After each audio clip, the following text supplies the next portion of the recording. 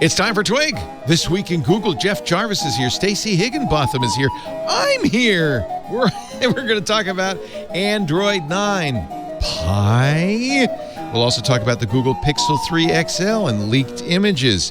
What is Google going to do about China and the banning of InfoWars? It's all coming up next on Twig. Netcasts you love. From people you trust. This is Twig. This is Twig. This week in Google, episode 468, recorded Wednesday, August 8th, 2018. Extra stolen privacy.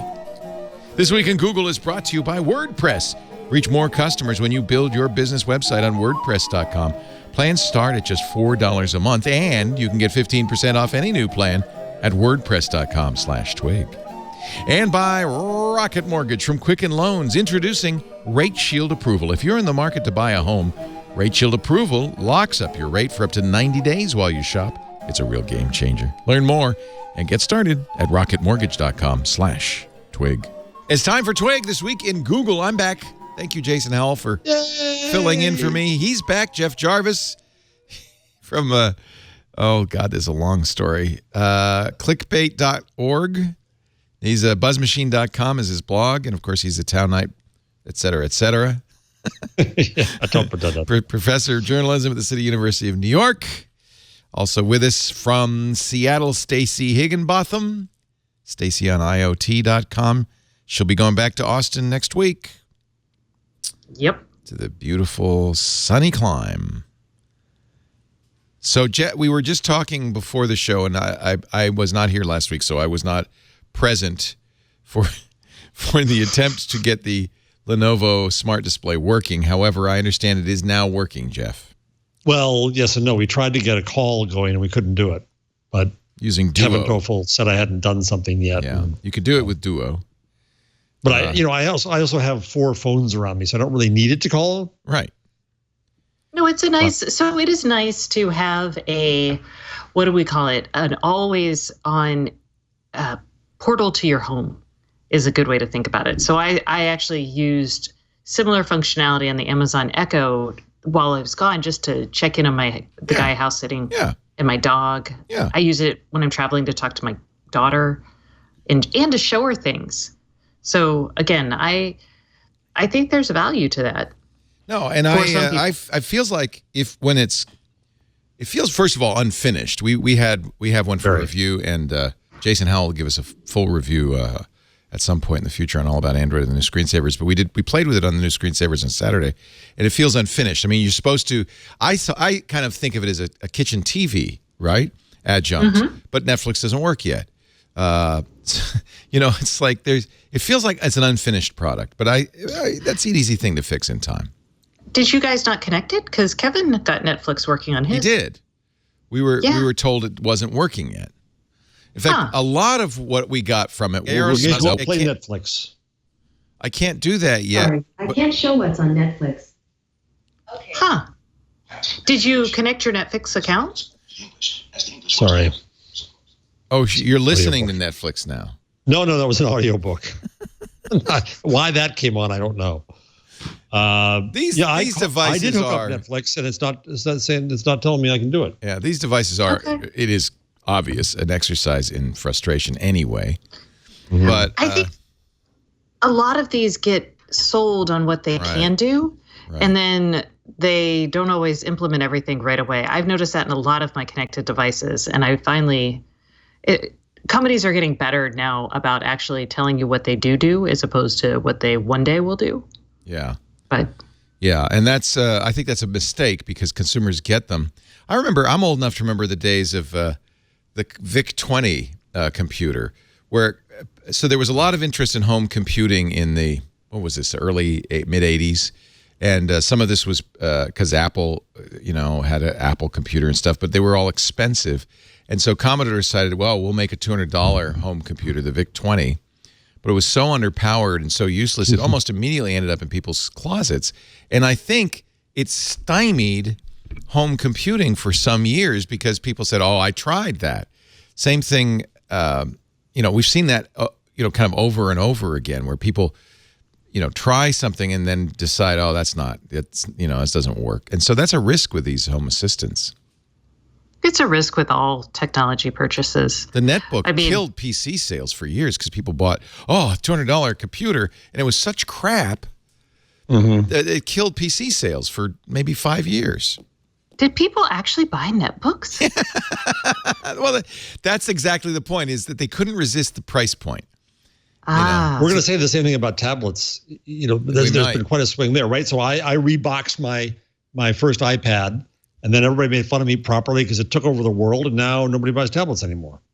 I think that, you can make the case that people did buy tablets. They're just not buying more tablets. The one they got is fine. Android, on the Android side, tablets are a flop. No question.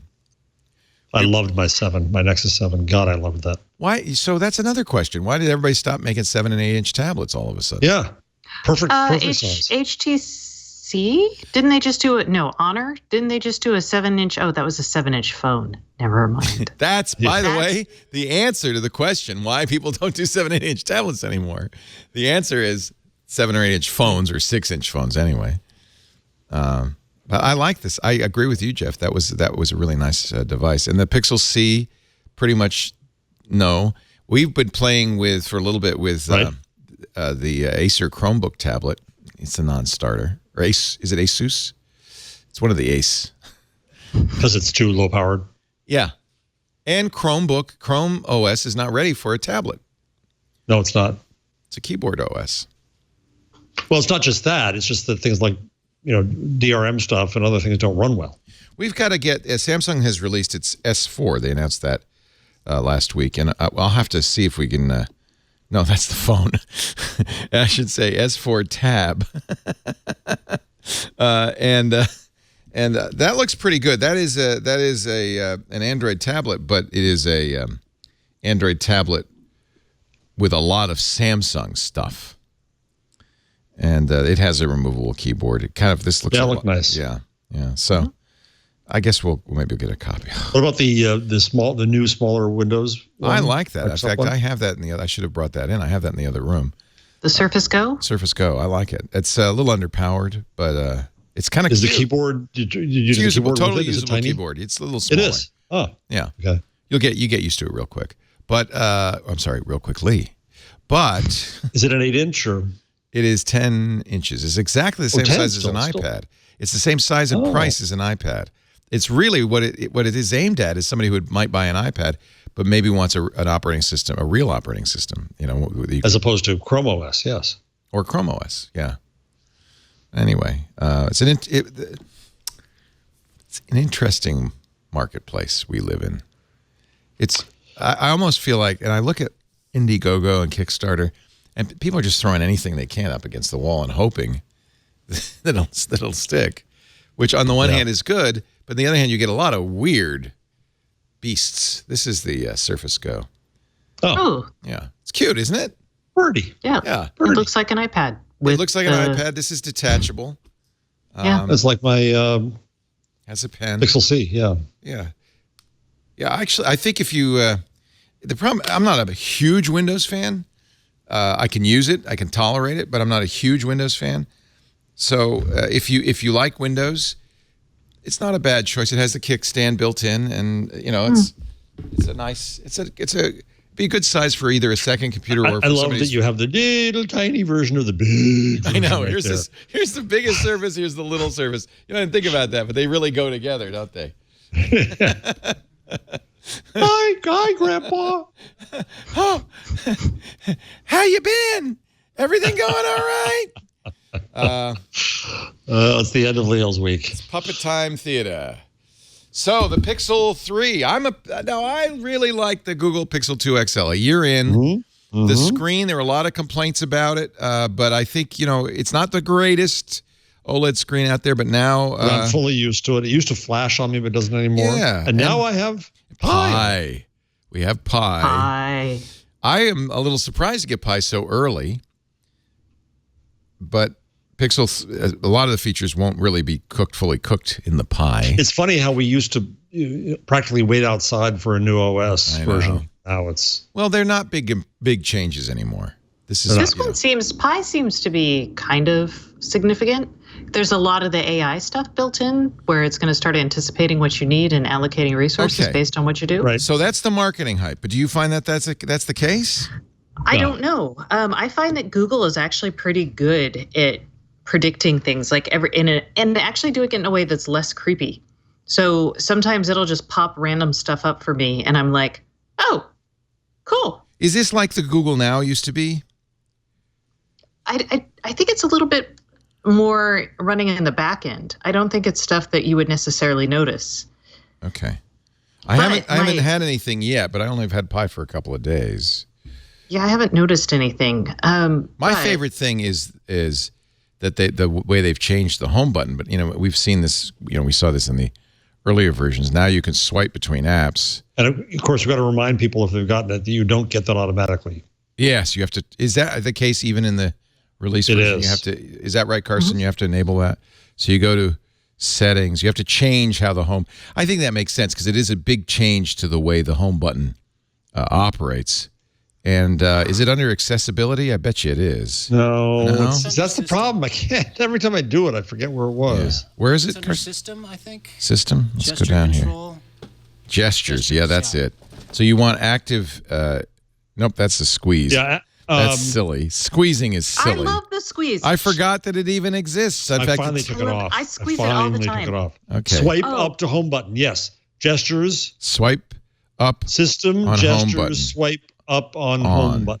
And then, and so now you can swipe up like this to get recents, or my favorite feature, which isn't immediately obvious and isn't in fact given away by the name swipe up to home button, is you could swipe sideways. You could, and this is right out of iPhone 10. But I really like that feature. Use it all the time. My most common use for it. I'm in a. I didn't know that. Nobody knows this. I'm in a site and I'm trying to enter the password. So I swipe over to LastPass, copy it, and swipe back to the site. It's very convenient. You learn something every time on Twig. Wow. Pi is here, baby. How to turn your expensive Microsoft device into a puppet, and how to swipe it. So wait, where do I turn that on? Again, I'm in the settings menu, but systems. We'll walk you through it. System, okay. I found gestures, and then swipe up on home button on. Now, and it's funny, even in the illustration, they show that swiping up, but they don't show the swipe left. I don't know why that is. Is that a swipe right? Yeah, you're right. It's swipe right only. I thought maybe it was swipe left too, but it is only swipe right. I did just get it, and I don't know if everyone has this or I was belated, but Gmail just suggested to me probably 4 or 5 days ago to change my swipe settings in so basic in, is it inbox? No, it's Gmail. And now it let me customize it so I can swipe left or right to delete things and archive or move things. Has this happened to you? Yeah, I see that a lot. That's the Files Go feature, right? Or no? Yeah, but mine has always been if I moved it one direction, it would archive. And I hated it because I hate archiving. So you're talking about mail. Oh, yeah. I'm sorry. It's not Files Go. It's it's Gmail. Yeah. Yeah, it's in Gmail.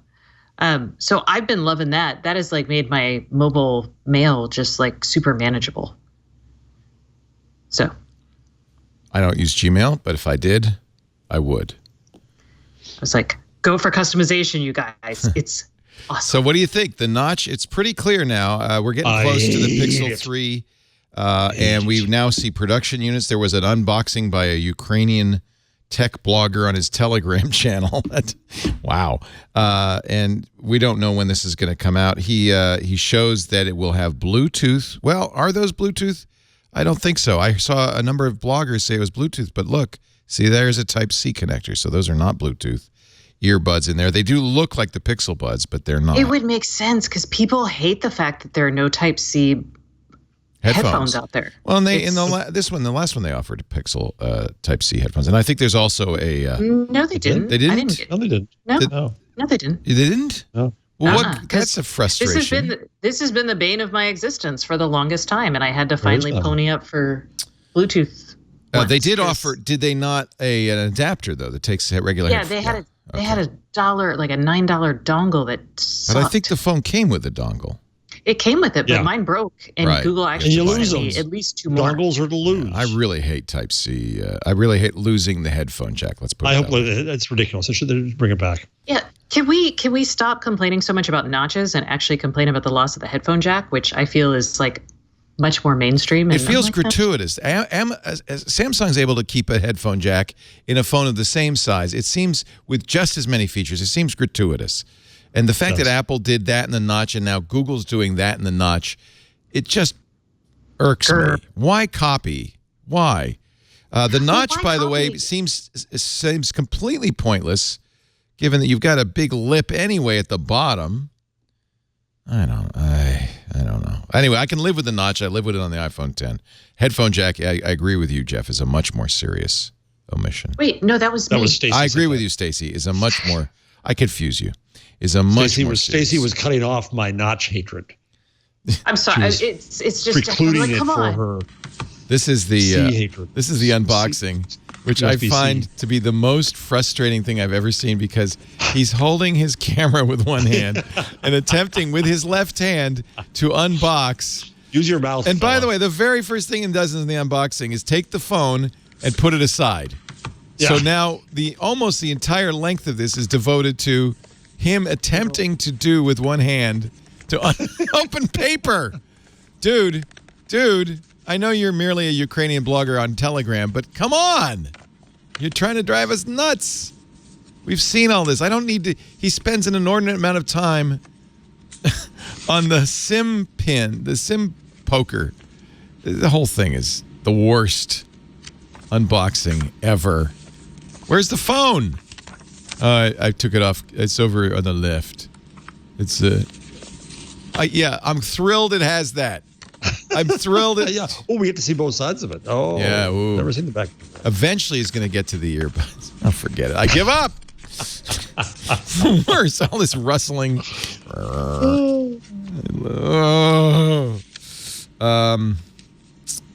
So this is a pre-release because somebody points out that the camera notification has the dog food. Camera icon has the dog food notification, which means it's a Google employee's device he's testing out. Uh-oh, somebody's in trouble. Yeah. But it's completely credible that this is what it is. And when did the new phones come out, in October or September for Google? Unknown. The last time they tried to do it before Apple came out with the iPhone. They announced October 4 the last 2 years. Everybody thinks it's October 4. Oh, okay. They announced, but when they actually come out, I don't know. Unknown. The fact that they pushed Android Pie out already kind of makes me think maybe they're going to do this sooner. I want a new Chromebook. Chromebook. I was like, I don't want a new phone love mine. yet. It's fine as it is. It's ridiculous. I don't need one. I could live another 2 years on it, but hey. That's an interesting. I think you're the only one. No, we have Elgin. Elgin wants a new Chromebook too, huh? Well, he would because he's trying to tell the world that he's the greater lover than I am, but he's wrong. Oh, you two are gonna fight. Oh, Lord. Yeah. Fight over who loves Chromebook more. Pi. Okay, let's talk about this AI. I mean, this is sometimes when I see AI, I start to just think, oh man, that's like saying blockchain. Might as well say powered by blockchain. It's just, but maybe. I mean, Google is the leader. Google's I think actually legit when it comes to AI. Yeah. I mean, they're not. They actually, and let's put it, applied AI. So they actually do things. A lot of this stuff I don't think is actually available yet. So I know it's part of Pi, but some of the cooler stuff later this year, Slices, I think, and I'm kind of curious because doesn't Slices sound like, I always forget what they call those. Instant Android apps. Same thing. Yes. So it is, okay. Even if the app's not installed, it will show you a slice of it. Actually, Instant Apps was if the app was not installed. Slice may not do that. But what Slice does is it puts chunks of the app into Google Search. So if you type Lyft into Google Search, you'll see the app, and it knows where you are. And it'll put in other information for you there, too. Right, and the ETA for a driver. So without launching the Lyft app, I think this makes a lot of sense. I like this. It does, although it's bringing... I hate that they're doing all of this with, I mean, this says it's your apps. I hate that all of this is happening within the Android ecosystem as opposed to the broader web, because this ecosystem, what you're going to have is something different here versus the experience elsewhere. And these sort of things just drive me absolutely bonkers. Well, I wonder if slices will work with progressive web apps, in which case. Oh, then they might be. Yeah. So among other things the AI will learn is adaptive battery. It'll notice which apps you use the most and prioritize the battery for them. Adaptive brightness, which learns what settings you prefer in different, what brightness settings you prefer in different locales, and then automatically does it. So you get to work, it'll turn it up. Go to bed, it'll turn it down. App actions predict what you'll want to do next based, this will be very interesting, based on your context, and display that action right on your phone. So this is a lot what Apple. So yeah, so all it's giving me now is the audiobook I'm listening to. So it's doing else? That where? And Google News. So on that screen, it has the recently opened app, so you can't really see it because it's pointing out. On the app screen. Okay. Well, right there, it has just two things. One is the audiobook of the Reformation I'm listening to. Ooh, how fascinating. And well, it was Martin Luther's 500th birthday. It was last year. No, it was and it may be. Do you listen to of the theses? 12. Yes. Okay. The nailing of the 95. I bought a Luther biography that I started listening to that day. Which one? Because there's one that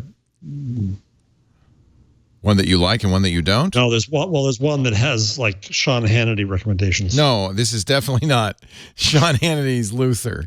God, I hope. Out now. Eric Nonax. Isn't that what Bill O'Reilly was doing for a while? Is I don't like the murder of Kennedy, the murder of. No, it is not that. It is. I hope it's the. Eric Metaxas. Yes, Metaxas. No. Is that the bad one? Look at the blurbs. It's a very weird mix. Really, that's a bad one because it was pretty good so far. And somebody I know who my sister, I think the minister said. Oh, the ministers don't like it. Hugh Hewitt, Tucker Carlson, and the Washington Times all love it. Oh, I guess I got. Oh my God, one. You bought a conservative biography of Martin Luther. Well, he was okay. So so far. It's been pretty good because one of the problems with Luther is that he is kind of canonized as the founder of the Protestant denomination, but he was a miserable anti-Semite, and that is so far in the book quite a bit. Mm-hmm. It acknowledges his the book that I will recommend highly is the one that is a joint biography. I'll get a different one, yeah. Although this one's been good so far. Here. I don't know why. Maybe other people like it besides Sean Hannity. Is that possible? That's possible, but he also wrote another book people didn't like. Hold on a second here. It's Fatal Discord. It's about Luther and Erasmus. It's surprising. Oh, that I would like to read, actually. That sounds interesting. It's really, really good. No, I don't want to download it, no. Oh, okay. So Metaxas has written a lot of other books that... I understand why. They're religious books. But, anybody's going to write about Luther is going to be... Who's Bonhoeffer? Oh. A victim of the Nazis. Okay. He wrote a book about Bonhoeffer. Bonhoeffer. Yeah. Well, anyway, I don't know. So far, it sounds fine to me. He wrote a book about miracles, what they are... How they happen. He wrote a book called The Forgotten Promise of American Liberty. Yes, that one also. And If You Can Keep It, The Forgotten Promise of American Liberty. I'm going to get in trouble for having said this. You poisoned me now. Now you're going to try to look read it and form your own opinion. So far, it's been very good. My point was merely that I started reading it when Luther nailed the 95 Theses on the Wittenberg church door, and I'm only about a quarter of the way through it. So it's a long book. It's pretty much believed that he didn't really do that, but that's okay. Yeah, but that's what's been great about the Metaxas book so far, is there are a huge number of myths about Luther, which are all completely wrong. So I visited that church in Berlin for no reason, Jeff? Yeah. Oh. Well, not Berlin. First of all, it's not in Berlin, so there's problem number one. Yeah. Right there. Right, it wasn't in Berlin. Well, it was his church, and it probably ended up on the door at some point, but it might have been mailed. Oh, is it Bonhoeffer who said when they came for the blank, No, that was Martin Niemöller. That was Niemer. Yeah, right. Niemöller. Niemer. Wait, how did we get on here? I don't know. This show is making me crazy. We were talking about Pixel 2 XL and your audiobook. Okay, wait. So here's the question, because when Google talks about delivering the apps via context, I'm curious which context it's getting. So it may be that you always listen to your audiobooks at home. So that might be no, because look at what's on my suggestions, which is pretty boneheaded. Gmail, which I don't use. Files Go, which I had opened when you mentioned it for the first time in a long time. Google Fi, well, it's a Fi phone. Inbox, another version of Gmail, which I don't use. And then I don't know what this is. I think that's the Hangouts notification. Leo, for me, widget. that line is just recently used apps. Oh, well, where's your line then? I'm sorry, I'm looking at the wrong line then. You go all the way up. All the way up. And it's this thing. Well, no, it's not doing it. Right below. It's the same thing. No. Not that? No, this one? No, there's another line here. You can't see because it's too dark. I don't have a line. So, wait a minute, here comes Karsten with his line. All right, let's see. Karsten also has a pixel. Oh, yeah, there you go, Karsten. Kimmy, wife, and Zach. Those are like people you call. Why don't I have that line? Did I somehow Does it have to screw remind you it's your wife? Did I have to? Yes, is that Kimmy, what wife, does for as you? opposed to Kimmy, some other Kimmy. I'm not going to say. Not going to say anything, but Kimmy. That anyway. Okay, so I didn't get that. That must be a setting? I don't know. It's not a setting I ever made. Karsten, did you put the beta on first, or? I did not put the beta on. And now Burke McQuinn's calling me. Hi, Burke. Hey, hello. Oh, I must have hung up on him. Yeah, on my other phone, which I did have the beta on, it has Google News and the Daily 360, which I never ever. The New York Times, I never listened to. Artificial intelligence. Let's just. It's artificial for a reason. Okay. Well, no, Google is actually, I mean, some of their suggestions are a little weird, but like I find that their AI, for example, in Google Docs, or what is it called? Sheets and all of that, it actually accurately recommends, like, we open our show notes, or this, I open my show notes for Twit every day around, or every week at the same time. And it automatically puts that up at the top for me. Oh. So if I'm on Wednesday yeah, that's right. It afternoons. does me too. Yes. So my assumption was that this would be similar, except now because it's got location from your phone, if you share it, you can just, I mean, like things like when I get in my car, for example, I always open maps. If it can start figuring that kind of stuff out, that's actually kind of valuable. I don't know if it's going to be, but. You know what the single use, most useful thing to me is the new volume control interface. So when you press a volume up or down button, you get a little screen that pops up that shows you your volume. Don't touch, Leo. Shows your volume, shows you your vibration status, silent, vibrating, ringer, your music. So it makes a distinction between ring sounds and music sounds, and then lets you, with a touch, go right to the settings. I think that's nice When we feature. did All About Android at I.O., that's the thing we were all cavelling over. Yeah. To me, that's like, isn't it funny how just that and the swipe are the things I care about. But I'll be interested to see what happens. It's odd to me they used a whole position for a screenshot. Oh, what is the new screenshot? So if you do the power button and hold that down, it gives you three options: power off, restart, and screenshot. Oh. Well, that's nice. It's okay, but I don't think I needed a whole. Well, the old way you had to do it. No. The old way was hard. You had to was press constantly these at the same time, two buttons at the same time. That was kind of a pain in the butt. 5 out of 6 times, I would screw that up. Yeah. Like I would just be like turn off the perpetually. Phone. Yeah. Or the volume would go. Let's see if I. Yeah. So now it's a bit weird place to put it. How do I get a screenshot? Well, of course, you hit the power button and hold it down. Right. There's also that's how it is on the iPad. Is that how you do it on the iPad? I don't remember anymore. No, I think the iPad is still home and power.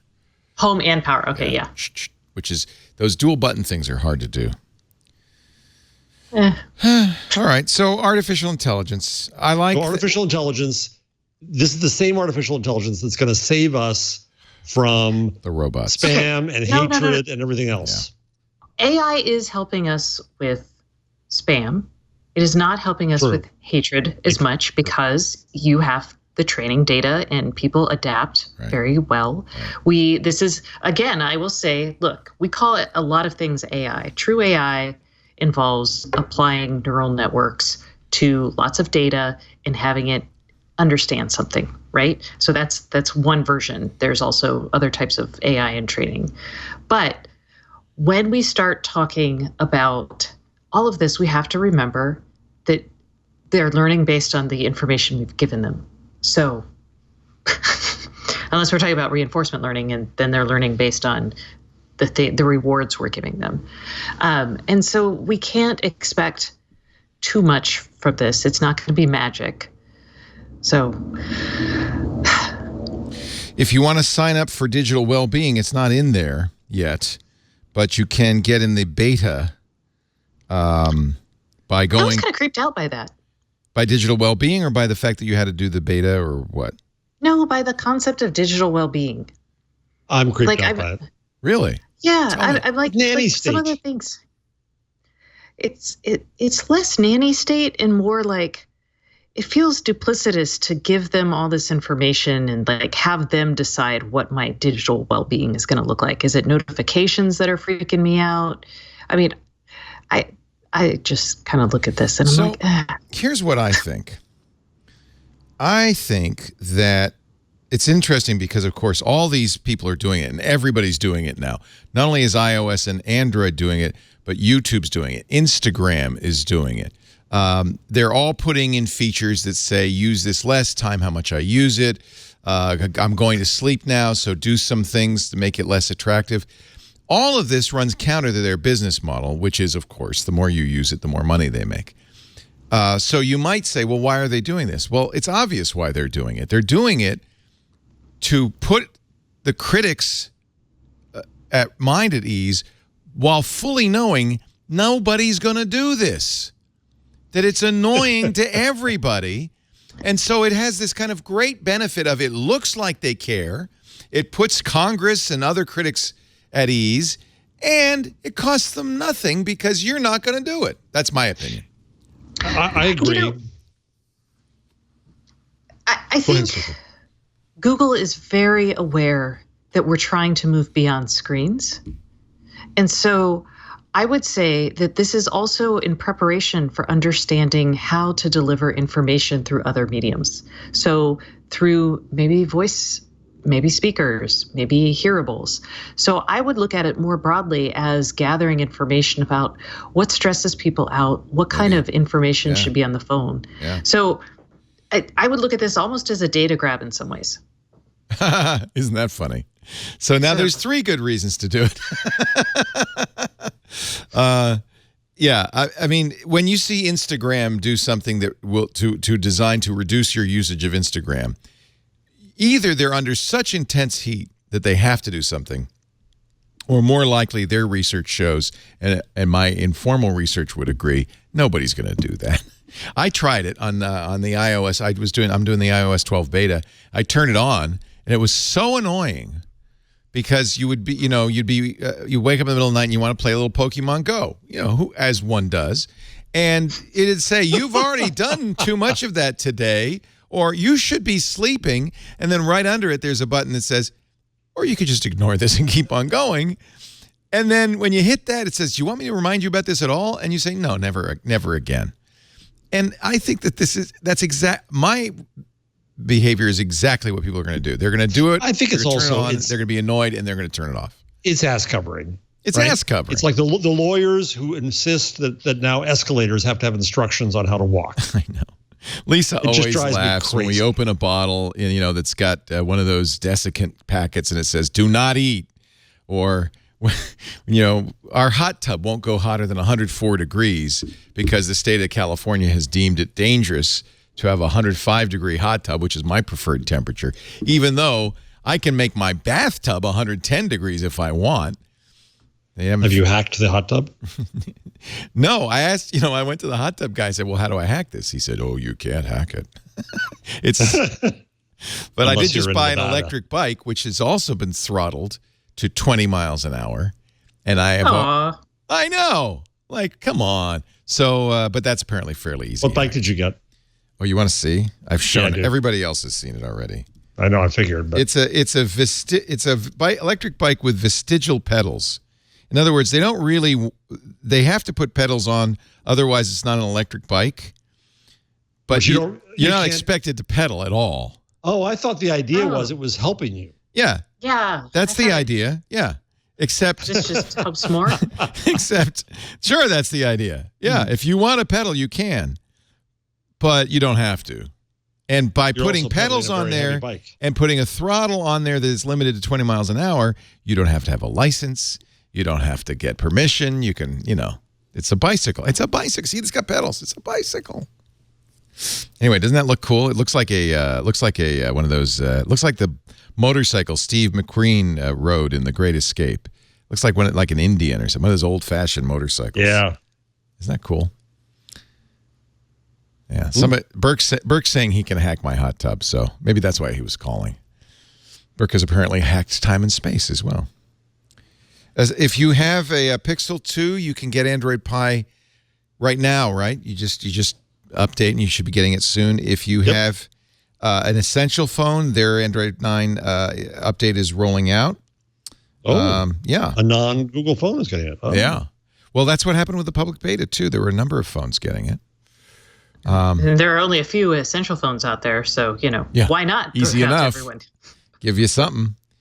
Now, let me ask you. And I was also saying you can get the digital well-being now if you go to it in the App Store and sign up for the beta, and then you wait for your request an invitation and you wait for your email. I don't think I've gotten mine yet because I really want it, because then I can turn it off sooner. Let me just see if I have it yet. Sometimes I think it would be nice, again, there are very few times when I would be excited about it, but I would kind of like as I'm standing there in a daze at 11 o'clock at night, just scrolling through, Twitter or the New York Times or whatever, just be like, hey, why don't you go to bed now? Yeah. My Fitbit actually does that. And I'm like, you know what, Fitbit? Good plan. I get a lot of those from a lot of sources. I'd get angry and be awake for 2 hours. Maybe it's us. Maybe it's just you and me, Jeff, that we don't like. Yeah, well, we're anti-authoritarian. Yeah. Some people like to be told what to do. We do not.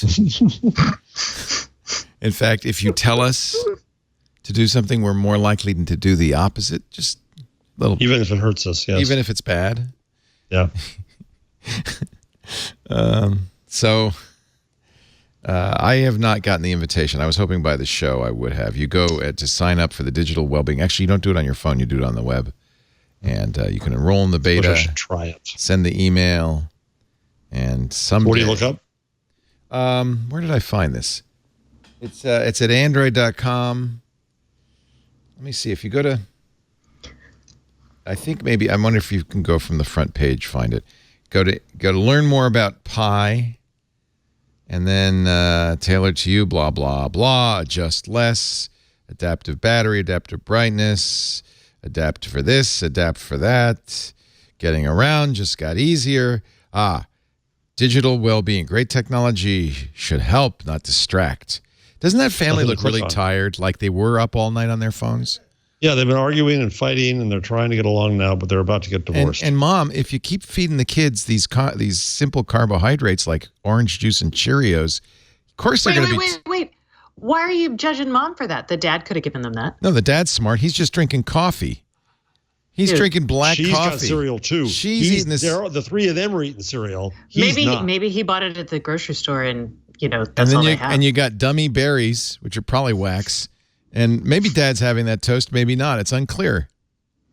Somebody not at the table is having milk. So maybe the photographer. I don't know. Why is there a glass of milk just sitting out in the middle of nowhere? What's going on there, huh? Is that for Elijah? All right. So that's for the cereal. Yeah. Oh, is that? Oh, hey. Okay. Little tip to Dad. Get a pitcher. You can't pour milk from a glass. Okay, just a little tip. True. I'm trying to find. I just did it. Okay. Just did it. I got to it. Okay. There it is. Have a pixel. And by the way, do you like that nice wood grain? That's exactly the same wood as used on the back of the Lenovo Smart Home. It makes me feel calm. Display. See, it's already working. It's Scandinavian. That's that IKEA fake wood. I'm calm when I go to IKEA. You can now try digital well-being beta now. Click sign up, and you'll get this form, and then they'll ignore you. Or not. So are you happy with pie? Can you think of any desserts that start with Q? Yeah, pie is, I like pie. What do we do with Q? They had to make a pie. They had to. Miriam Jouar suggested quiche. That's not a dessert. It does begin with Q. It does. Begin nice with try, Q. but quince jam. Quince. Ooh. Yeah. Is there like I don't know, something with quarters in it that. Quesito. You might like that as a queso. Queso. Oh, cheese-filled pastry twist. There we go. Winner. Dessert queso. I'd have that. Quesito. Oddly enough, they don't have quince jam in the suggestions from The Verge. Obviously. What do they have? Queen of Puddings. Queen of Puddings. That's I don't think hard. Android Q, Queen of Puddings. That's a very Baz Luhrmann kind of a. I don't think that's going to make it. None of these. Quirks. Quirks apparently is not a site to go to. It's a verboten site. So pie. Yeah, I thought pie was a good compromise. It's kind of short. All the other ones pie have joke. We'll have pie jokes at some point. Yeah, I have jokes. Pie, and the nice thing is now we're going to have pie every Tuesday on All About Android. They had Oreo. They had Oreo pie yesterday. That was awesome. Very inspired. It's like a transitional pie. A transitional pie. The bridge building pie.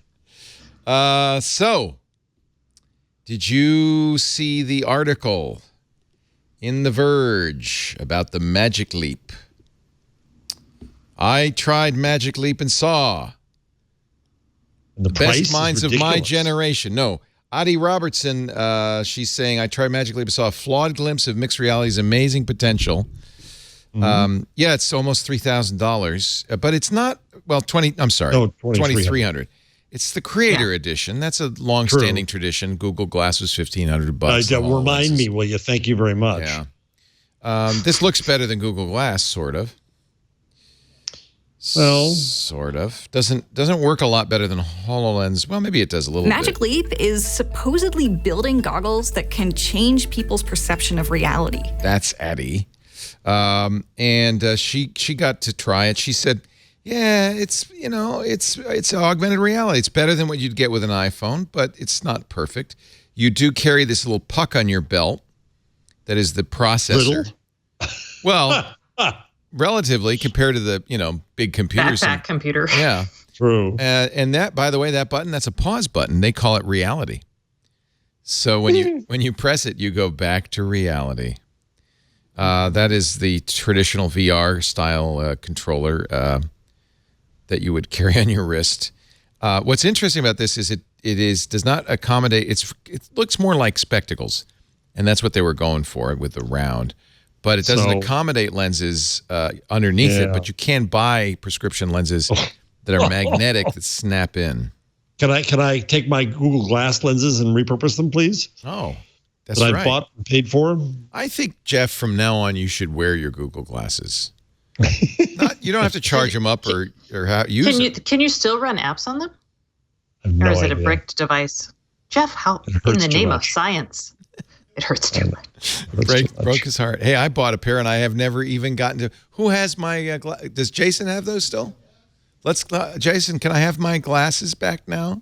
For the museum. For the museum. Actually, I have to take it as I have the Museum of Dead Technology in my office. I need to take them in for that. Exactly. So, that's where it would go. Would you guys buy this? No. Let's ask. The price is crazy. I thought about it. Well, of course you did, Leo. I buy stuff that's that price because I need to, it's our job to look at this stuff. Even I can't, I just don't think this is going to be important. honestly. VR? We bought Google Glass. I didn't buy HoloLens. Magic Leap. This is the Magic Leap. HoloLens is actually really interesting. I really like the HoloLens experience. But it's very limited, and Microsoft has made no progress. Zero since they released it. This is this is how it looks. What do you think? How would you think this is you? It's certainly not me. I can't walk around in the world without reality. But I would imagine it would be less disturbing than being blocked off from the world. Because you are looking at the world through this, but it's stuff's superimposed. And you could move for games. It'd be amazing. You could move through a space. Are you trying to talk me into getting this? Oh yeah, you have to. Because we want to see you in it. I don't know. Oh, I didn't see the back. That's serious too. Yeah. She said it was pretty comfortable. And again, this is a prototype. I mean, not a prototype exactly, but it's not the finished product. So let me read you Addie's description of the experience. By the way, the Magic Leap is the darling of Silicon Valley. They've raised $2.3 billion. First investor was Google. J.P. Morgan's put in money. It was created by Roni Abovitz, who was originally creating a movie and then said, oh, well, in order for this to work, we need to create this entire augmented reality thing. He announced Magic Leap in 2012 with a TEDx talk, Addie writes, in which he donned a full spacesuit and spoke for 30 seconds. Today, he won't even confirm it was him in the spacesuit. Let's see. At some point, Robertson has a description. Oh, here it is. So she put the Magic Leap on. When you write about augmented reality headsets, you're supposed to start by describing something impossible, like a pastel dinosaur stomping its feet in a quiet office space in Florida. That's where Magic Leap is. This dinosaur is made of fist-sized blocks that look like candy, and the office belongs to Magic Leap, a mysterious startup that's been working in near total secrecy for 7 years. I should clarify, the dinosaur also isn't real. It exists only in the lenses of the Magic Leap 1, a pair of goggles, et cetera, et cetera. So in reality, the dinosaur I see through the Magic Leap 1 looks genuinely three-dimensional, but pieces start getting cut off when I approach it. When a man walks behind it, I can see him slightly. My headset doesn't account for relative distance, so it's impossible for somebody to walk in between me and the dinosaur, no matter how close they are. It's a wonderful, fascinating illusion, maybe the best I've seen in one of these headsets, and far cooler than watching an AR model through an iPhone screen. But it's not the kind of revolutionary or downright magical advance that Magic Leap has teased for years. This is the first time a lot of people have seen Magic Leap. Remember, was it Stephen Levy, I think, who went? No. Anyway, people have gone and described it in magical terms, but they haven't been allowed to talk about it. So this is the first time we've really kind of seen behind the curtain. But you really can't show it. That's going to be, when it comes time to sell this stuff, you can't really. Guess what? I think it's Best Buy is going to have some that you can go try on. Best Buy? Someone. She talks about it. Because Best Buy is now a marketing space, so it makes sense. Yeah.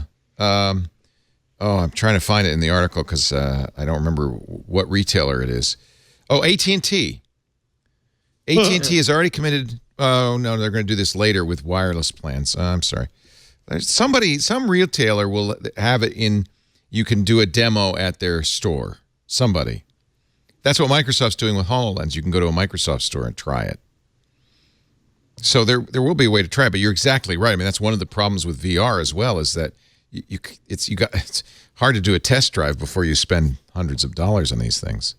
Well, and it's hard to find a compelling use case that gets you to spend $100. I mean, like stickers. AR is not hard to find a compelling use case for. So AR, as it stands today, in industrial stuff, sure, it's compelling. In consumer type things at that price point, I still think it's a little hard. I'd pay this price if it were fully functional. It didn't look like I was wearing, ant headgear. If I didn't look like Ant-Man wearing it, I would pay $2,300 for it. if I could walk around and see what people's names were, get reputation information, look at stuff and say, like, okay, we're going to be in Barcelona in 3 weeks. If I could wear this around Barcelona and hear and see stuff about what I'm looking at, that would be cool. And have people pointing at you all the time? Do you want it to look normal, like hidden, or do you want it to look like a device on your face, but not quite that device? We're a long way off from it being hidden. I think that's the dream, right? Is that it looks like spectacles, like normal spectacles. But that's why I'm curious, because like, I don't want to get beat up. Do you need it? But you laugh, but people got beat up wearing Google Glass. Yeah. I don't want to get beat up. I don't mind if people know I'm wearing something kind of different. Okay. Ideally, they would look like something more normal, but they're getting closer. This is if you wore HoloLens around, you'd really look like you were some strange being. Yeah. And you can't really. I mean, it's a big backpack. This is a lot smaller. All right, maybe I'll get this. Sorry, Lisa. Oh, no. No, you don't have to worry. To my left, there's a 100-inch projection screen television from Hisense that's $10,000, and she's already decided she wants that. We're going to review that on the new screensavers. So I'm good. It's a projection TV? They're back? Well, see the box below that screen? It's not. It's 8 inches away from the wall. That's the point. That's the projector. It's a very, very short throw projector. So you can basically put it where the TV is now, put the screen above it, and so the projector is right. There it is. It's projecting it right now. Oh, that's kind of interesting. It's projecting it right now from that box below. Not the big box. That's just something it's sitting on. And it's better than... It's UHD 4K. It looks like a projection. I would say it looks like a projector. What's the advantage? It's a short throw 100-inch screen. 100 inches. 100-inch. Got it. That's why she wants it. She wants it in time for Monday Night Football. We want Jimmy Garoppolo to be in the room with us. That's what we want. I'm trying to find. I'm sorry. I should have highlighted it or something. Would you use something to build an app for the Magic Leap? Because you've got AR Kit and you have, what is Google's? What's it called? Their AR Core. AR Core. Does Magic Leap have its own version of AR whatchamajigger? It must, but it's not. Okay, so that's a suck. What they don't say is what operating system, what the API or SDK looks like. They don't say anything about that. It may only be in house. This is called the Creators Edition, much like the HoloLens is. So that implies that as a creator of content, you would want to get this. They're again cool use cases, but I would say I would wait. I wouldn't buy it. But you should go for it.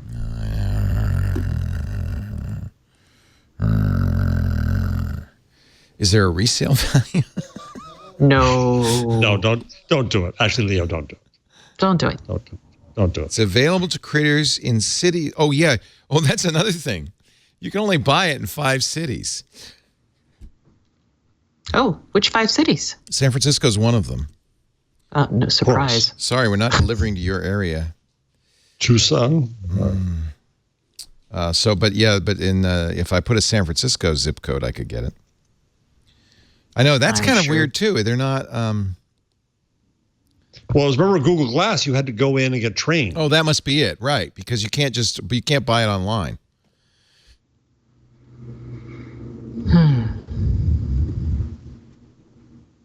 All right, I think we can stop talking about this. Otherwise, I might buy it. Otherwise, you might buy it. Which is a sport I would enjoy. No, this morning as I'm bad. reading about it, preparing for the show, I'm thinking, I really seriously thought, should I get one? I didn't get the HoloLens. We did get Google Glass. Maybe that was the lesson learned. I don't know. But I feel like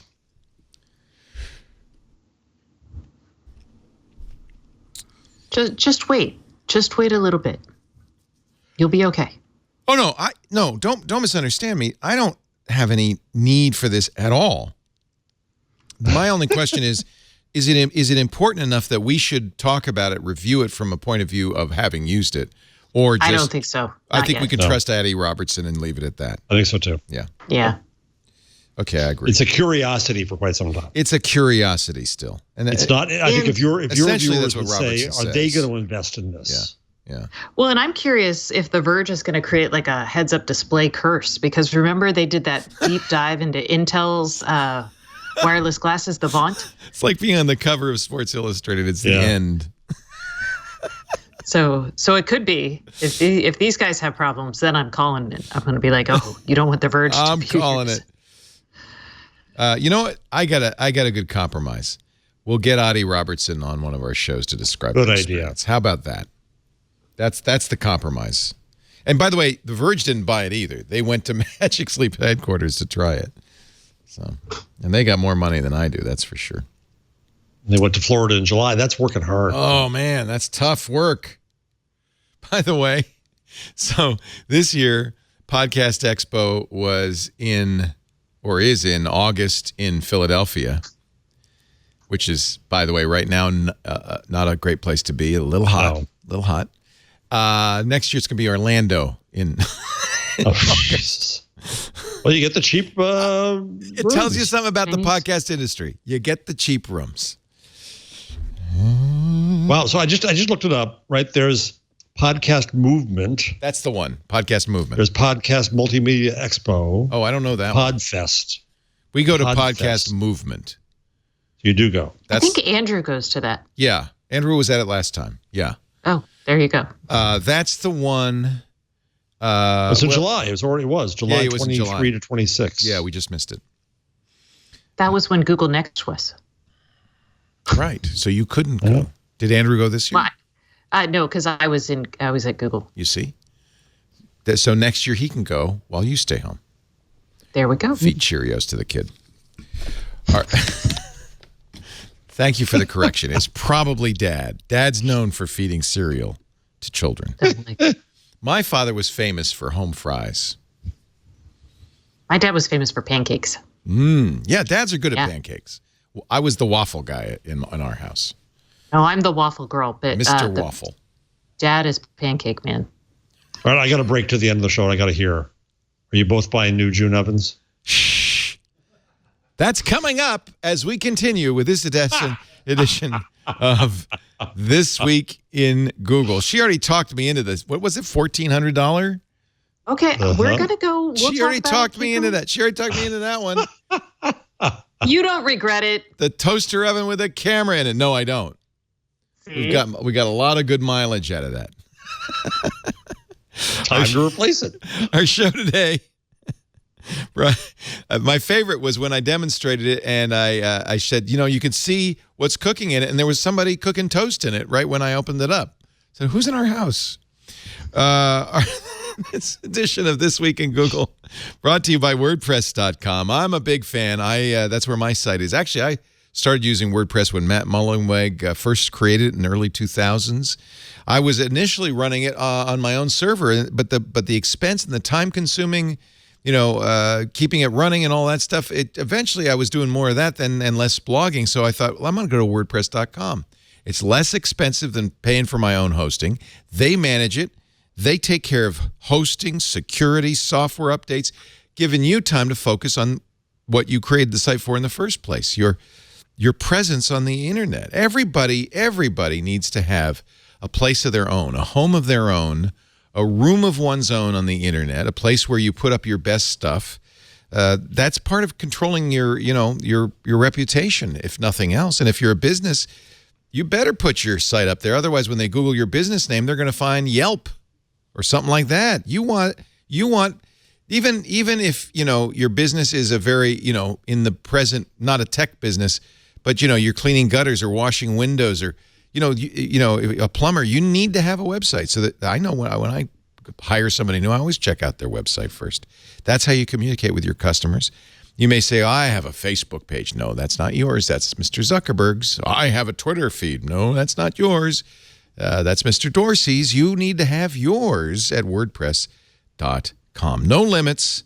Create the ultimate online hub that's yours. And with room to grow as you aim higher. They've got great e-commerce options, everything from a simple buy button to a full online store. You can upload images. You can upload video. You can upload audio. So it can host all of that, import and export content to and from your WordPress website.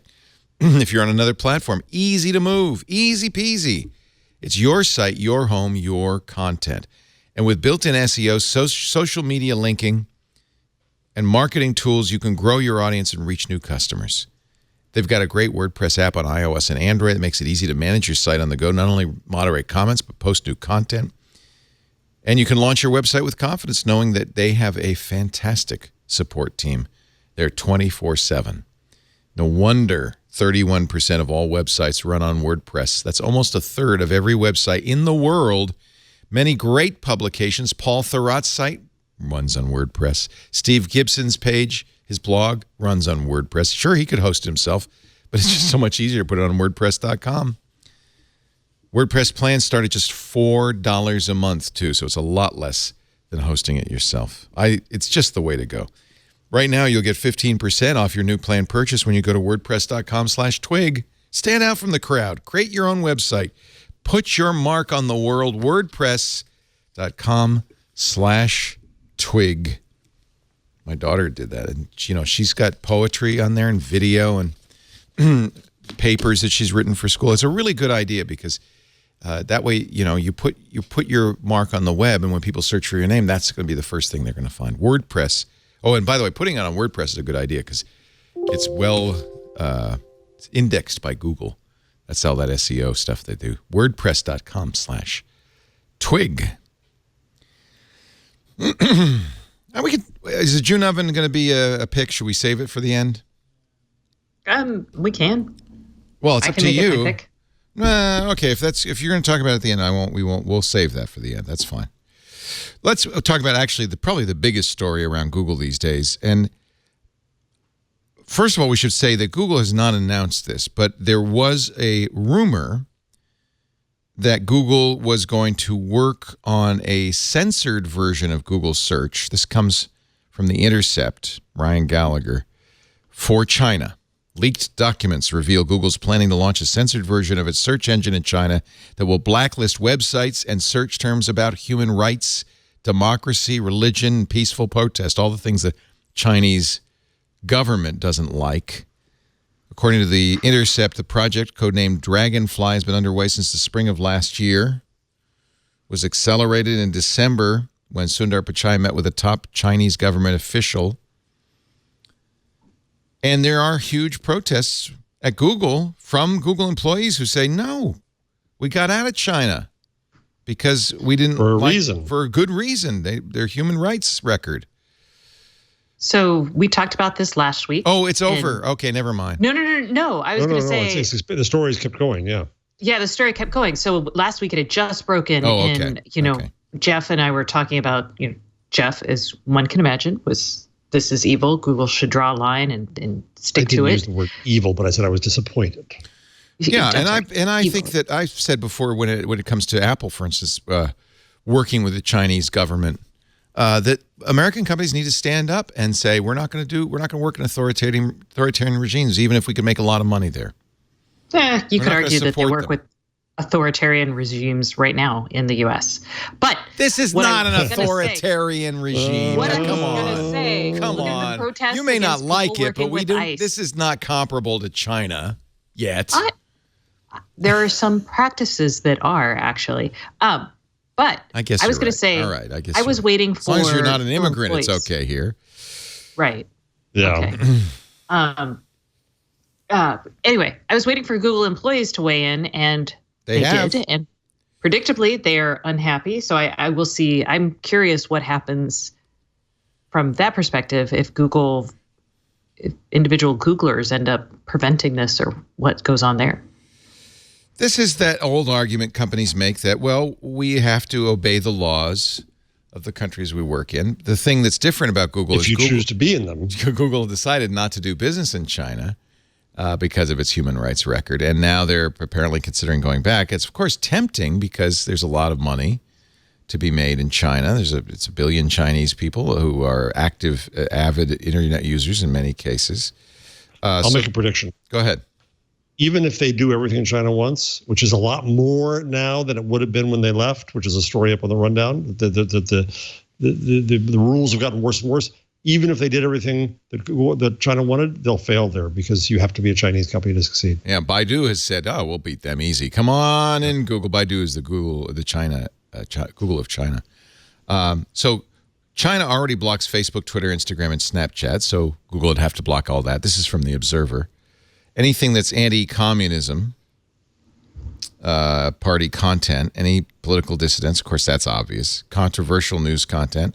Pornography. Controversial being defined as things that are critical of government. Yeah. Revelations of business or political scandals. Anything harmful to social stability. Pornography, gambling, and violence. Winnie-the-Pooh is banned in China, and that goes back to the fact that dissidents compared President Xi to a bear. During his visit to the U.S. in 2013, a meme comparing a photo of him and Barack Obama to an image of Pooh and Tigger went viral in China. She didn't like it. Winnie-the-Pooh's been banned ever since. Google, do you really want to be in a country where an autocratic leader can ban an image because he doesn't like it? Because he finds it insulting? I don't know. It's just the world now. What are you going to do about it? What I find interesting, this is not the first time Google employees have become vocal activists against company policy. Not a lot of companies have that problem. Most employees just go along. There were 3, Microsoft, and where did I put up the third one? There was a story here that said this, that there have been employee revolts on ethical issues at Google and Microsoft. And what was the third one? I can't find it. Twit. No. Twitch. Apple? Yeah, I wouldn't be surprised if Apple employees were. You know, they're in a highly lucrative field, and they are such Amazon. Yeah, and there's such competition for the workers. Not Apple, though. Interesting. Either way. Yeah. So and not Facebook. Not Facebook. I think, they're secure in their jobs in the sense that if they get fired from Google, they probably can go work at another company. Yeah. That's true. So this is specifically, it's a story in nationalinterest.org about what they call engineering insurgency, and say that these were 3 potential protests around the use of AI. Right? At Google, it was the drone image AI. That's right. It's been Amazon killer recognition. robots. Isn't this what we've been calling for, though, is that technologists should be aware of the consequences of their inventions and actions and should be responsible and should stand up? I think so. Yeah. I mean, I interviewed Jonathan Zunger. Love Jonathan. For a project. He's brilliant. And he was at Google. He was a Google engineer. He was at Google. He's left to go to startup. He's really smart. And he said that software engineers have to develop the same kind of standards of behavior as civil engineers did. A civil engineer would build a bridge, and the goal was it better not fall down. Right. If it fell down, you haven't done your job. So what's the equivalent? It's a lot easier to see a bridge and see whether it's up or down, but what's the equivalent in software engineering and the impact you have and the danger you present? And that it's a professional standard that has to develop. I think he's smart and right. If you throw that at, so I'm going to take it a step further. If you build a bridge that falls down, that is obviously a bad thing. But what if you build a bridge and it allows movement of populations from one place to another and thus changes a culture? Because I think the analogy, but civil engineers don't actually have to think about that. And what we're asking technologists to do is actually that step further. Because you could say, hey, does your code work? Yeah. So, and usually if you're thinking about building a bridge, you actually do something like that under municipal auspices. So you have a vote for bond issues to build such bridge or whatever. So I'm just throwing that out there as a thought process, because that's a more democratic thing to think about. And we're trying to assign responsibility to these people. And I don't know how far whose job is it to look ahead for the impact of some of these things? Not just that, anyway. Well, you're absolutely right, Stacey, and it's whose job and how possible is it to really know the impact? I'm going back to my Gutenberg stuff, right? It took 100 years to get a lot of the impact in place, and we're guessing at it, and we don't know. And you're right, you may be building something that has a positive impact. And my moral panic arguments is if you cut off potential bad impact, you don't know what you're losing.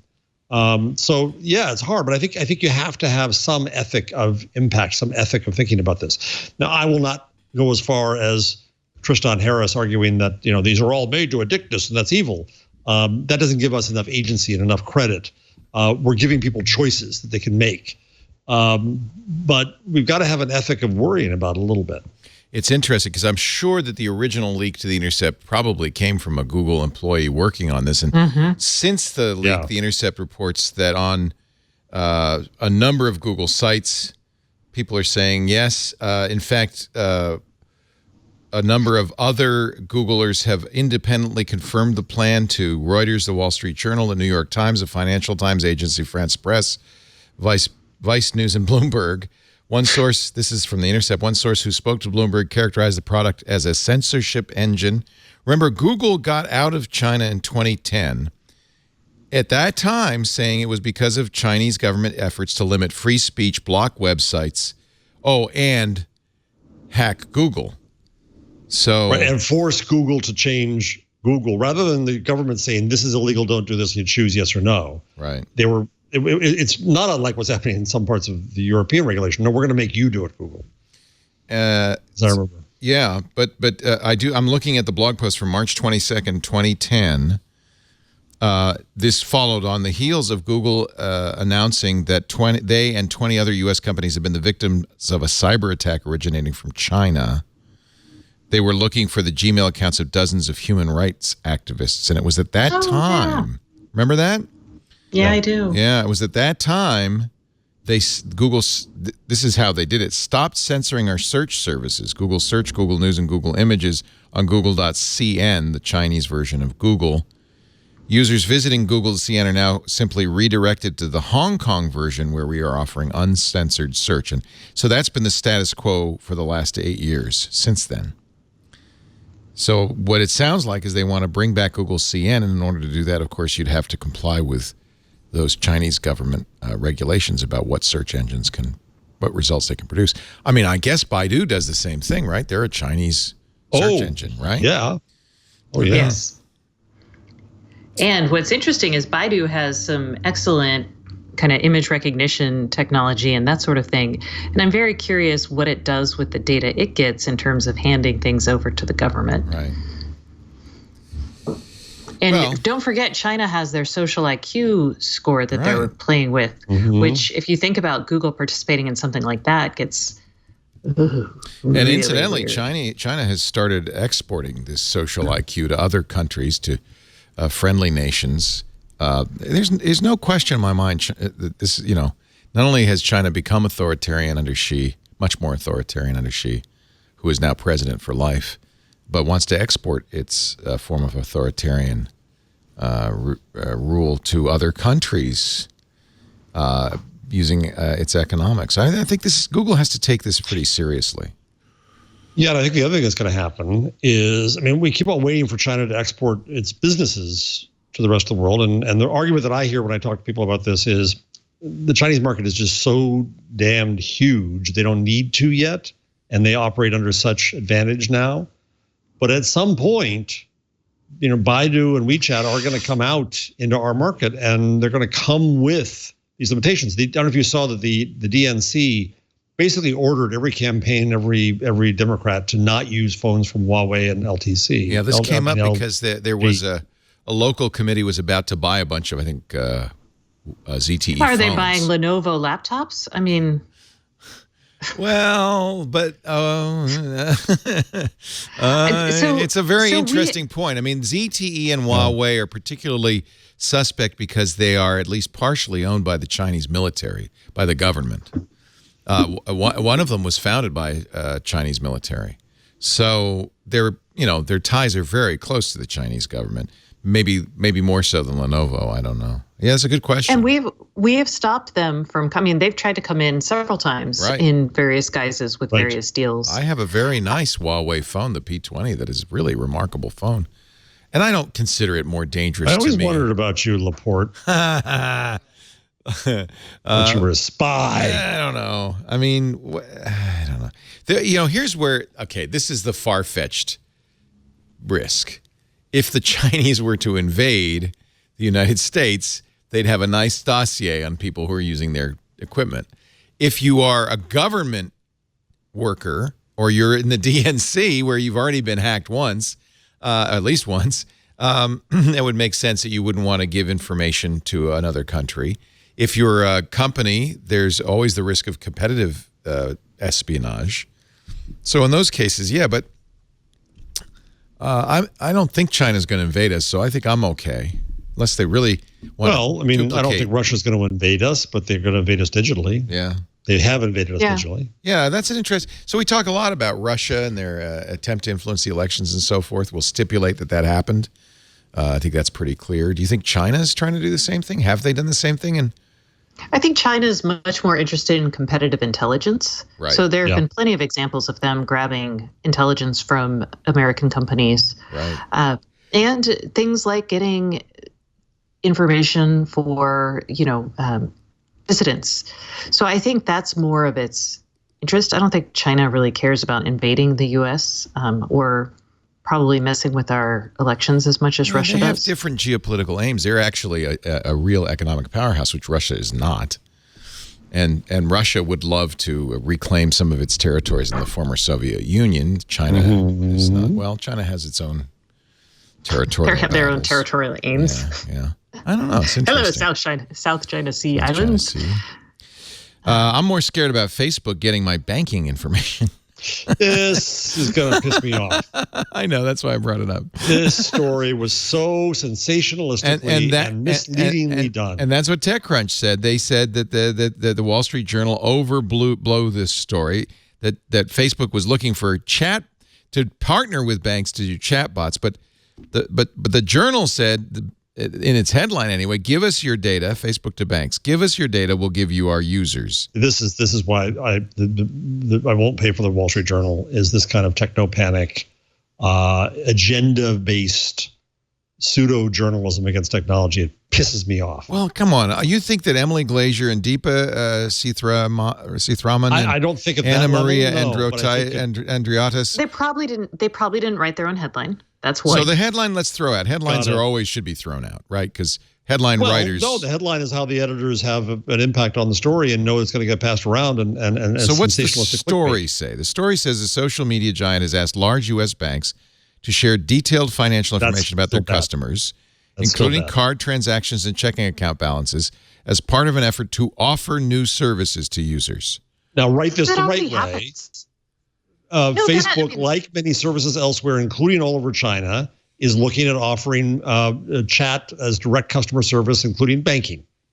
Not a big deal at all. It's not about give us this data. They're trying to make it into scare words. The lead could have gotten rewritten like the head, but it's irresponsible. Yeah, in fact, the rest of the article goes on to say Facebook's basically, and imagine, would you like this, considering a feature where Facebook Messenger would show your checking account balance, maybe fraud alerts. If you ask for it, first of all, you have to say, I am a customer of, U.S. Bank Corp, and I want this to be in my Messenger, or let me follow the chatbot. Now, I don't know why Facebook needs to have this information. Look at all these things you can do on WeChat. Isn't that what we should have that? Yeah, so right. Facebook tries to do that. And Data privacy is a sticking point in the bank's conversations with Facebook, said people familiar with the matter. In other words, banks are pushing back, saying, well, one large U.S. bank pulled away from the talks due to privacy concerns. So, which is a PR question. The journalists do a story just like this.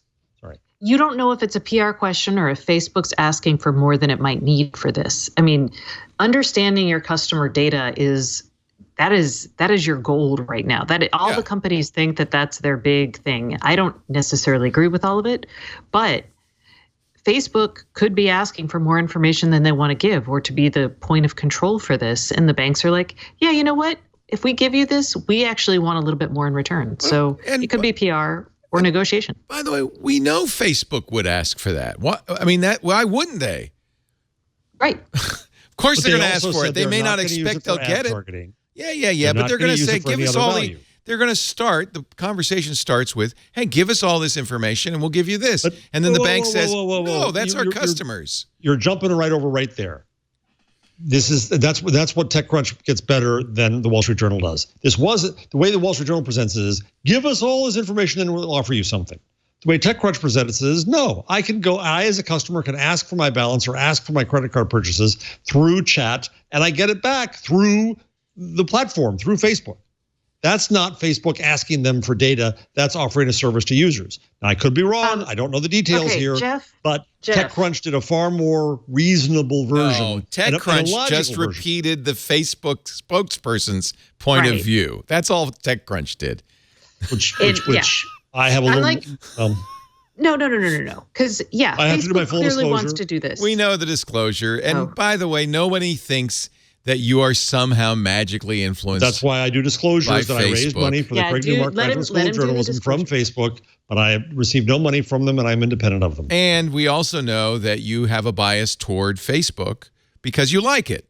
And you I have a bias toward technology. Yeah. Well, I don't think this is anti-technology. I think yes, there's it a is. clear That's exactly my problem with There's a clear track record. Facebook has a clear track record. Moral panic. No, moral panic. It's not moral panic. They're Facebook has a clear track record of invading our privacy. It's why I'm not on Facebook. It's a loathsome operation. And meanwhile, the journalists who want to save you from all this, the journalists who exposed Cambridge Analytica, the journalists who are against all of this are begging Facebook for exceptions so they can make up fake accounts and get your data.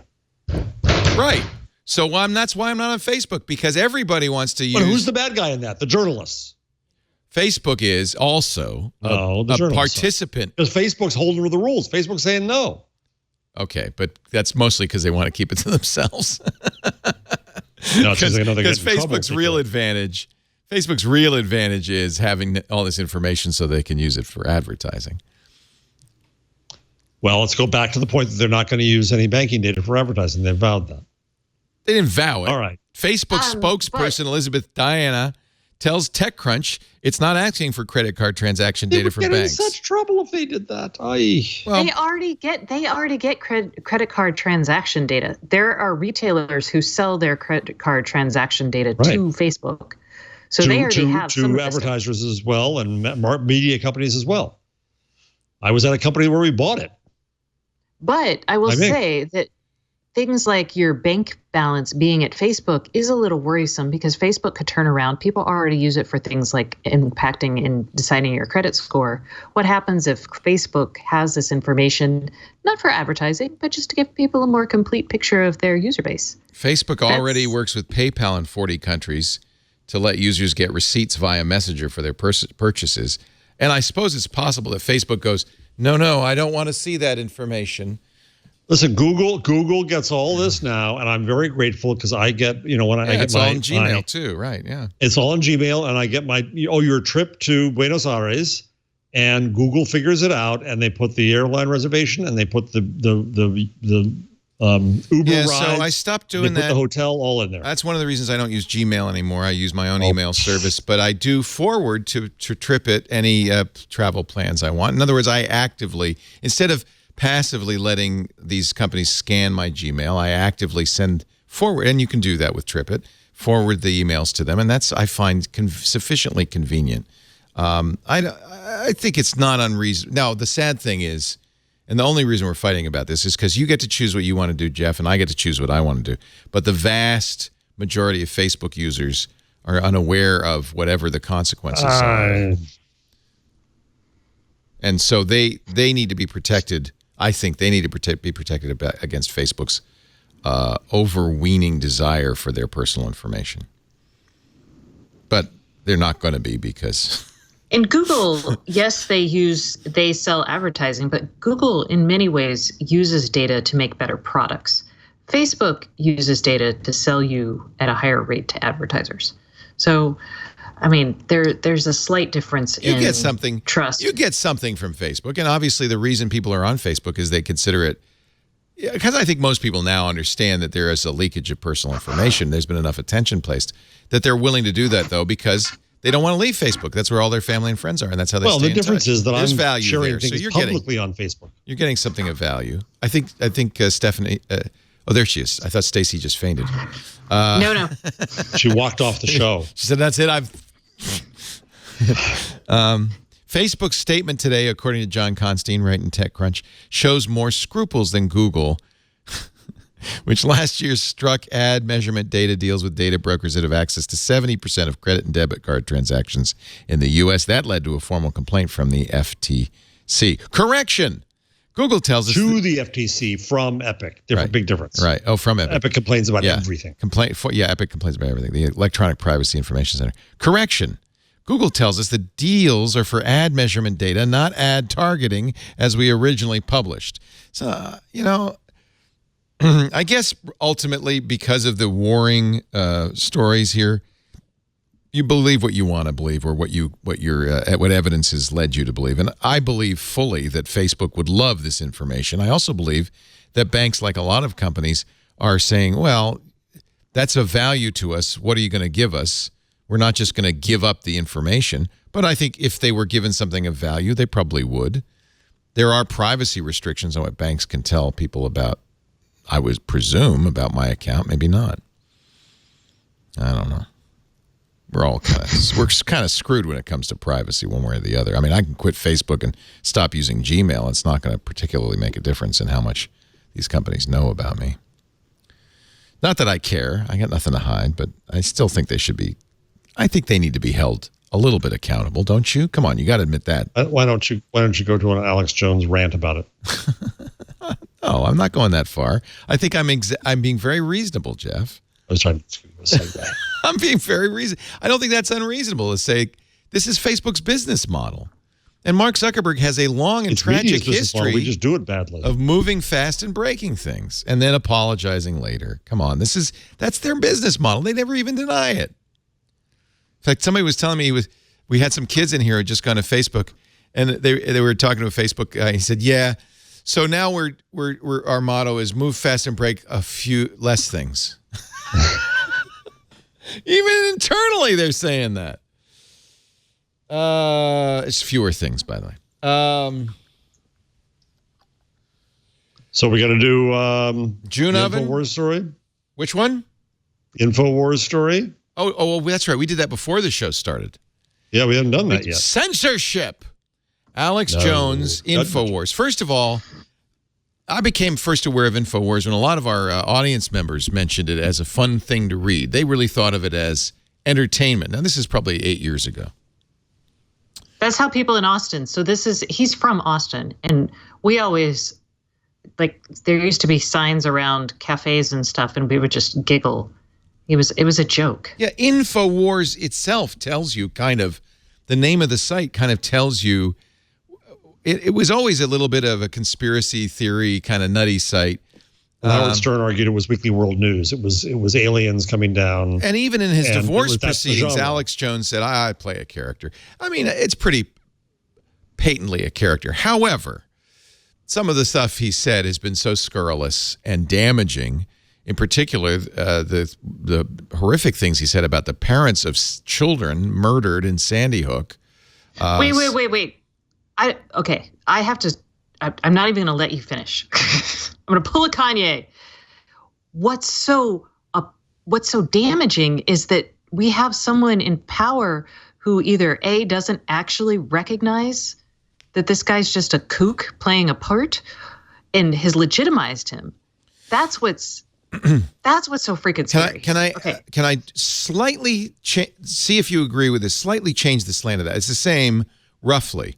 But this comes from Cory Doctorow, who read a great piece, something called about Mark Zuckerberg's oily rag fire, in which he said something I thought was quite astute, which was that in 2016, what really happened was very targeted advertising, mostly on Facebook, but some other places, empowered a slimy underbelly of the American people to let their true feelings of racism and out, and in fact got them to vote, something that they hadn't done ever, in years, if ever, and as a result galvanized this.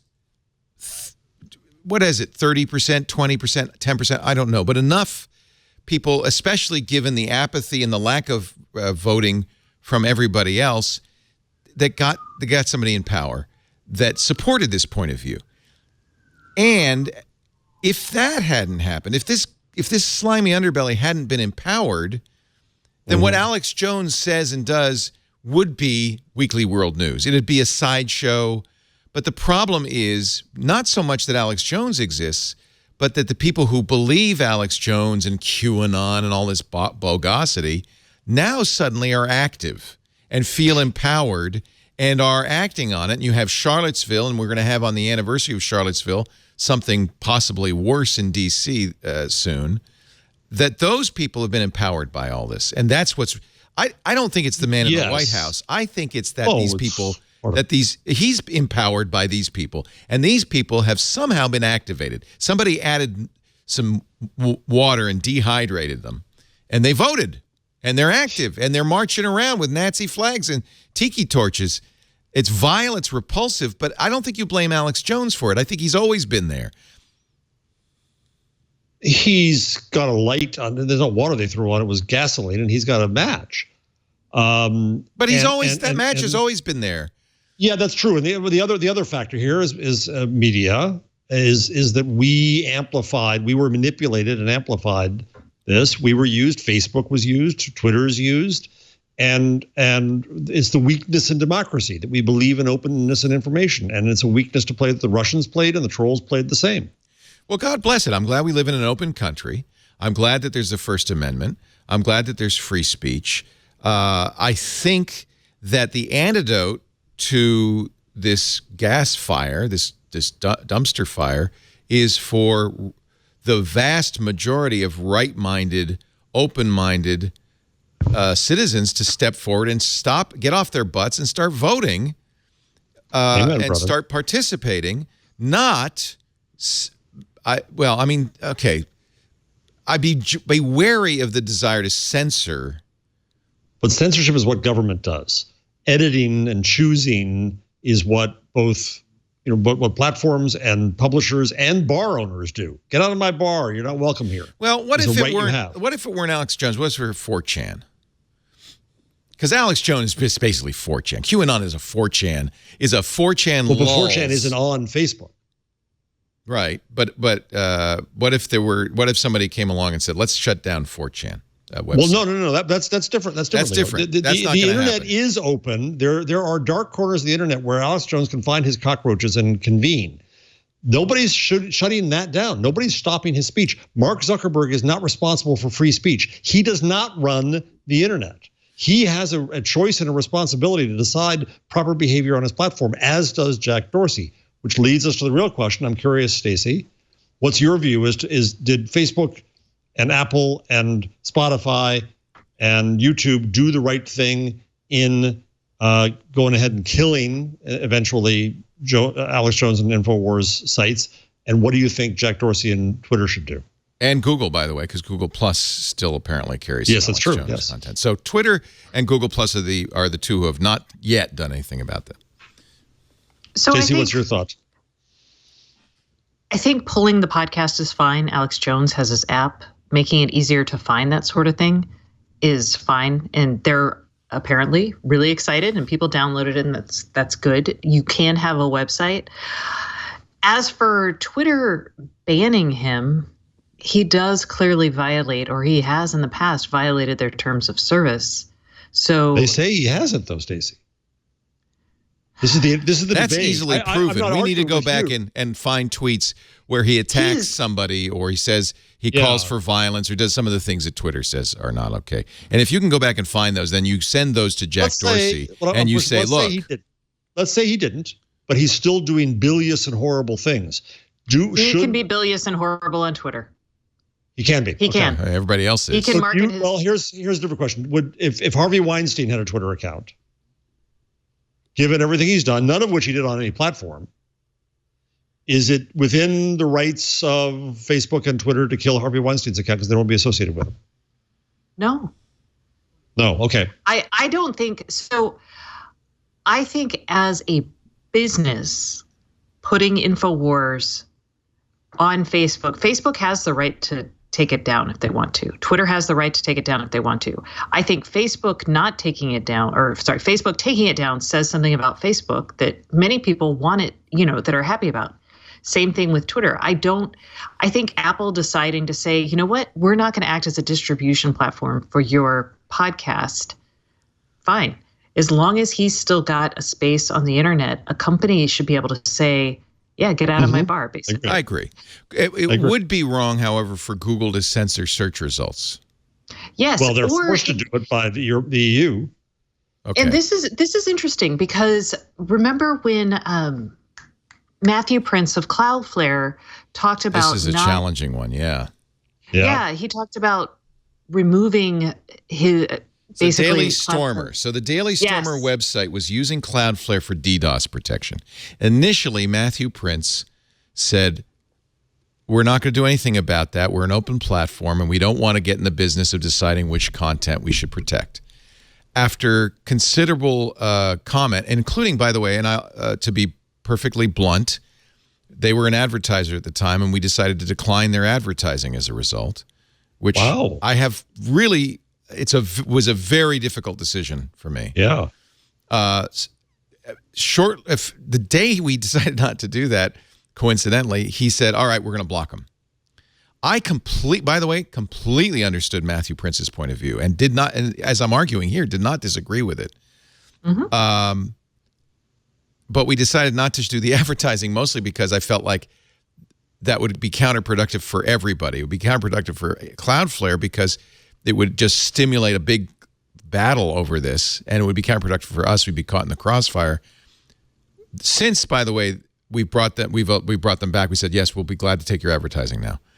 But it was not, in both cases, it was neither a condemnation nor an endorsement of his decision. I kind of understood his decision, both directions, but just not thinking that doing the advertising at that point would be not good for anybody. So I said, no, we're not going to take your money here because believe me, you don't want to run an ad now, and I don't want to do it. So I should probably not even have mentioned that, but in interest of clarity, I will. So Stacey, that's a challenging thing. I don't know what I would do in Matthew Prince's position. So let me throw another thing out here. So Jack said something about we don't want to succumb to outside pressure, and I wrote a piece the other day saying that no, what's really happening here, I think, is that society is negotiating its norms. And the platforms would love us to do that with a rule set. Here's the rule to follow. Yeah, no, we're going to do that. We're going to do that anecdotally. They could pass it off and say, we'll just do what you say.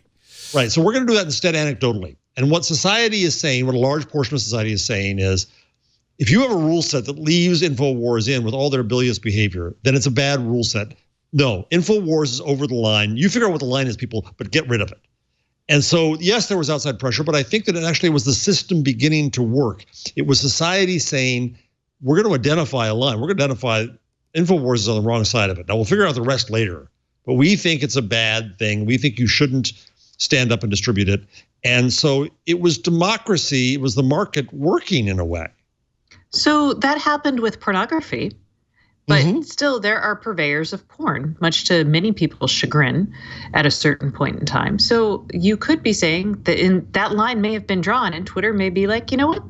I'm okay distributing. It's the equivalent of being I'm okay with distributing porn. So, I mean, again, I think it's a legit stance to take. I may not like it, but it's their right, and they can do it. There is an argument that you want to be careful about banning stuff because it's unpopular or because somebody doesn't like it. But that's not. But this is people saying that there was moral. Moral? It feels moral to you, but maybe to Alex Jones it doesn't. I mean, I don't want to sit on the high throne of moral judgment. I think inciting the harassment of the parents of murdered children, no matter how you cut it, it's pretty reprehensible.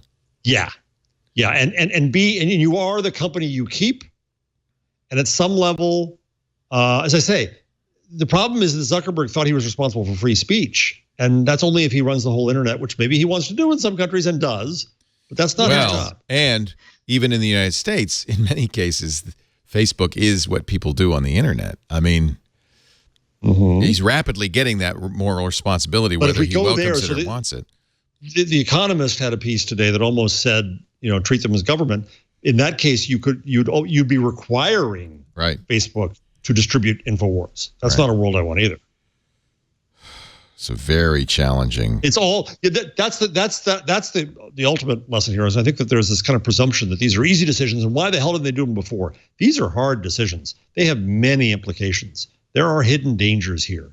Yeah, I think they did the right thing. There are also a wide variety of opinions and users, and I don't think this is not a black and white thing. We love black and white. Computers love black and white. Yeah. Computer purveyors and systems online love it because you can make it work. But really, this is stuff you should be having conversations about. Exactly. I thought I'd ask Stacey about this. So there's two FCC stories in the hopper. One, the FCC, Ajit Pai is blaming his Obama-appointed CIO for his story that the FCC comment site was hacked, when instead it was DDoSed, as the investigative report has proven, DDoSed by a lot of Americans commenting that they wanted to preserve net neutrality. Ajit Pai said, hey, I said it was hacked, but that wasn't my fault. It was that Obama guy told me that. Okay, on that, that's patently bogus. False. Ajit Pai. So here's a couple things. Okay. Here's the other story. The FCC has now sided with Google Fiber over Comcast on one-touch make-ready, which you're going to have to explain, but it basically opens the polls, right, to third-party internet service providers, the utility polls. So that's good. So which is it? Yeah, and stopping Sinclair was good. Killing net neutrality was bad. Which is it? Yeah. I didn't see the R story. Hold on. I got to go see. So one-touch make-ready is a rule that lets companies attach wires to utility poles without waiting for the other users of the pole to move their own wires. Google Fiber says the utilities have been dragging their heels, and that's what killed Google Fiber because they couldn't get up on the poles. Comcast and AT&T wouldn't make their poles ready. One-touch make-ready says, hey, you can do the adjustments yourself, Fiber. Comcast said, don't do it, man. The FCC, stop, man. That's terrible. So this Ajit Pai rejected the argument, saying that startups are unnecessarily delayed when they have to wait for incumbent ISPs before hanging wires. This is one of a couple of, I think, interesting Pai decisions pro-competition. Yeah, and this is something that Wheeler actually implemented or started. Right. They started this way back in the day, and it was a legitimate issue. In Austin, AT&T was just dragging their feet forever. Could have something to do with 5G, too, because 5G might require some of this deployment. So, yeah, but it also will help because, and this again takes some power. Not all poles are actually owned by utilities. Well, interestingly, some of them are owned by municipalities, and this takes away some of the state's ability to say to ISPs, they can put restrictions on things. So Verizon supports this one-touch make-ready because that will help them implement 5G. Oh, 5G, of course, right. So, what I'm looking for is a thread. I'm just looking for a consistent point of view from Ajit Pai. And maybe it's just I'll do whatever Verizon tells me to do. Maybe that's the consistent point of view. I don't know. It takes away power from the states. Right. It does help, but it puts power in the hands of people who actually own that good. So yeah, I mean, it's overall a positive thing, and sometimes a stop clock can be right. What twice a day? And then and maybe Ajit Pai isn't 100% evil. I don't know. I mean, he's not. I mean, he's a human. We think. We're not sure. He is human, and he is in a crappy spot. I mean, imagine having the entire internet or most of the internet hating you. Hate you. I mean, the lobbyists at Comcast and AT&T, they're used to that. They get paid really good money. I don't think Ajit Pai does. Not yet, anyway. Not yet. Yeah, that's the right thing, Stacey. Amazon has launched grocery pickup at Whole Foods for Prime members. Get on in there. Rose, what does that mean? They pack it for you and you pick it up? Yeah. You order it and they pack it. It's Nice. actually a really handy service. Have you used it? I have not used the Amazon one. I've used HEB, my groceries. This is not a weird service. So this A lot isn't of groceries. delivery. This is you call them ahead or go online and you order, and then they have it ready for you, and you just go get it. Yeah, you basically like if you can do your grocery shopping on your lunch hour at your computer and then pick it up on the way home. Yeah. Oh, okay. Yeah, I mean it's actually quite convenient. Yes. And then the information says that they have information that people are not using their Amazon Echoes or other voice-enabled device to buy things. In fact, only 2% of people with devices that use Amazon Echo have made a purchase so far this year. This is according to two people briefed on the company's internal figures. Now, 2% of 50 million is still not a bad number. I bought stuff on it. I buy stuff with it all the time. I find it insanely convenient. But they make a point. Yeah, they make a point that you're not going to buy a stereo system, or you're only going to buy commodities or something you don't have to try. I can't even reorder my dog treats on that thing. It is so bad. I The buy interface batteries. is terrible. The reason I use it is because I'm in the bathroom. I'm out of toothpaste. They'll say, Echo, buy some toothpaste. And I'll say, well, the last thing you bought was this. We want me to buy some more. And I say, yes. They say, what's your number? I say my number, and that's it. And you it have comes. an Echo in the bathroom. Wait. You have an Echo in the like bathroom? Of course I do.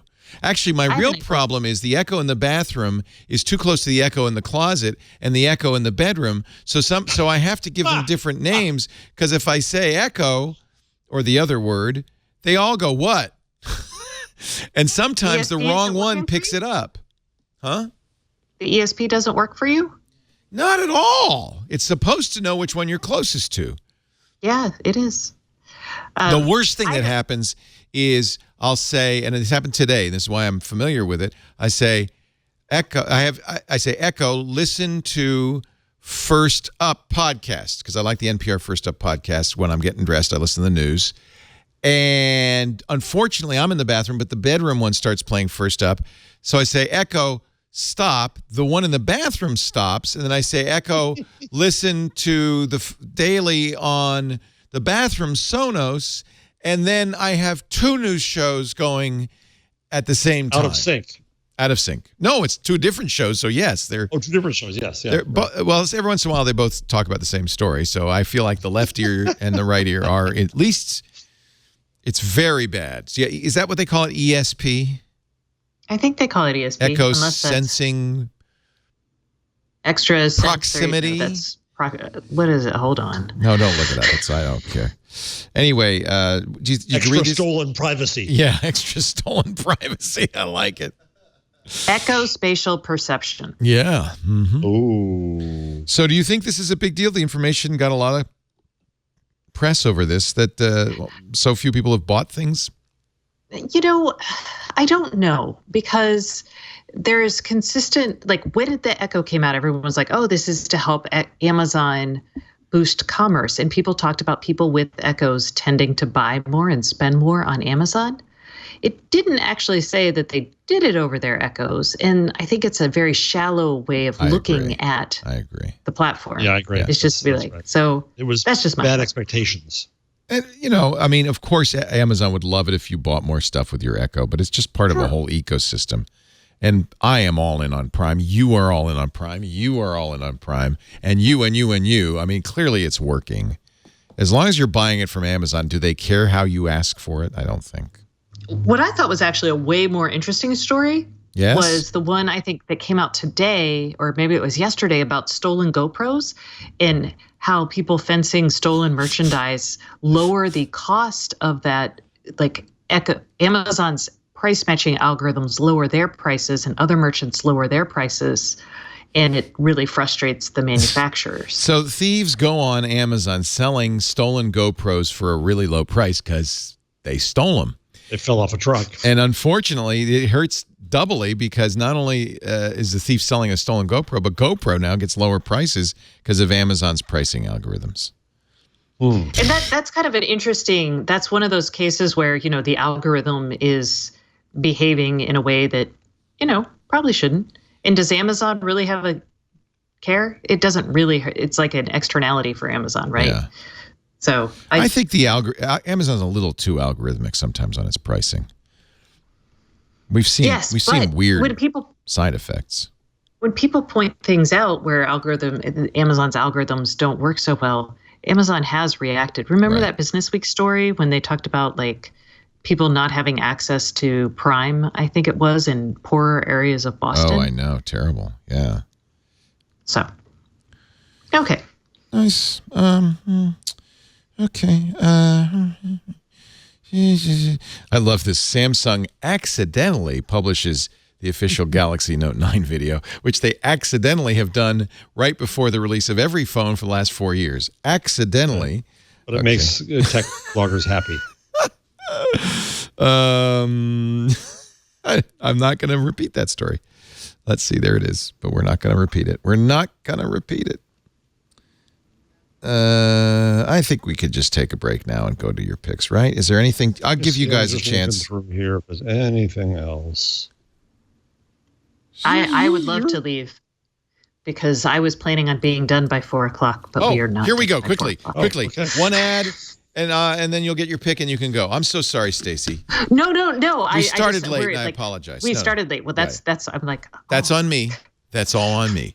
I was watching TV. Our show today brought to you by Rocket Mortgage from Quicken Loans. Actually, this is good for people who like to go quick. Rocket Mortgage is the entirely online mortgage approval process that, unlike my last experience buying a house, doesn't take months to get a home loan. It takes minutes. I love Rocket Mortgage from Quicken Loans, the best lender in the country, #1 in customer satisfaction, year after year, 8 years in a row, according to J.D. Power. #1. They're also #1 in volume, and I think those go hand in hand, right? They took over at the end of last year from the big bank, who took months to get me my home loan. And you better believe it. The next time I buy a house, rocketmortgage.com/twig. They've also done something to reduce the anxiety of buying a house. The most expensive thing you're ever going to buy. It's a big deal, too. You want to buy the right house. You want to buy a house that you and your family will love for the years you're going to be living in it. So you don't want to be rushed or pressured. That's why Quicken Loans has created the power buying process. So it starts going to rocketmortgage.com/twig. You don't have to fill out a long application. You answer a couple of questions. They can get the information they need on income and assets and credit just from the trusted financial institutions that they work with, as long as you give it your permission. Within a few minutes, they're going to give you what they call qualified approval. Within 24 hours, they'll give you verified approval. Now, the verified approval is really cool because that's basically makes you a cash buyer. With your verified approval letter, when you make an offer on a house, the seller says, oh, no contingency, you're good for the money. It's like you got cash. You go right to the head of the line. So that's very important. But once you're verified, you also qualify for their all-new exclusive Rate Shield approval. This is really a nice way to reduce the anxiety. And this is a relatively new thing. For the last few years, interest rates have been flat. They're starting to go up. And even 0.25% more, and you're going to pay tens of thousands of dollars more over the life of the loan.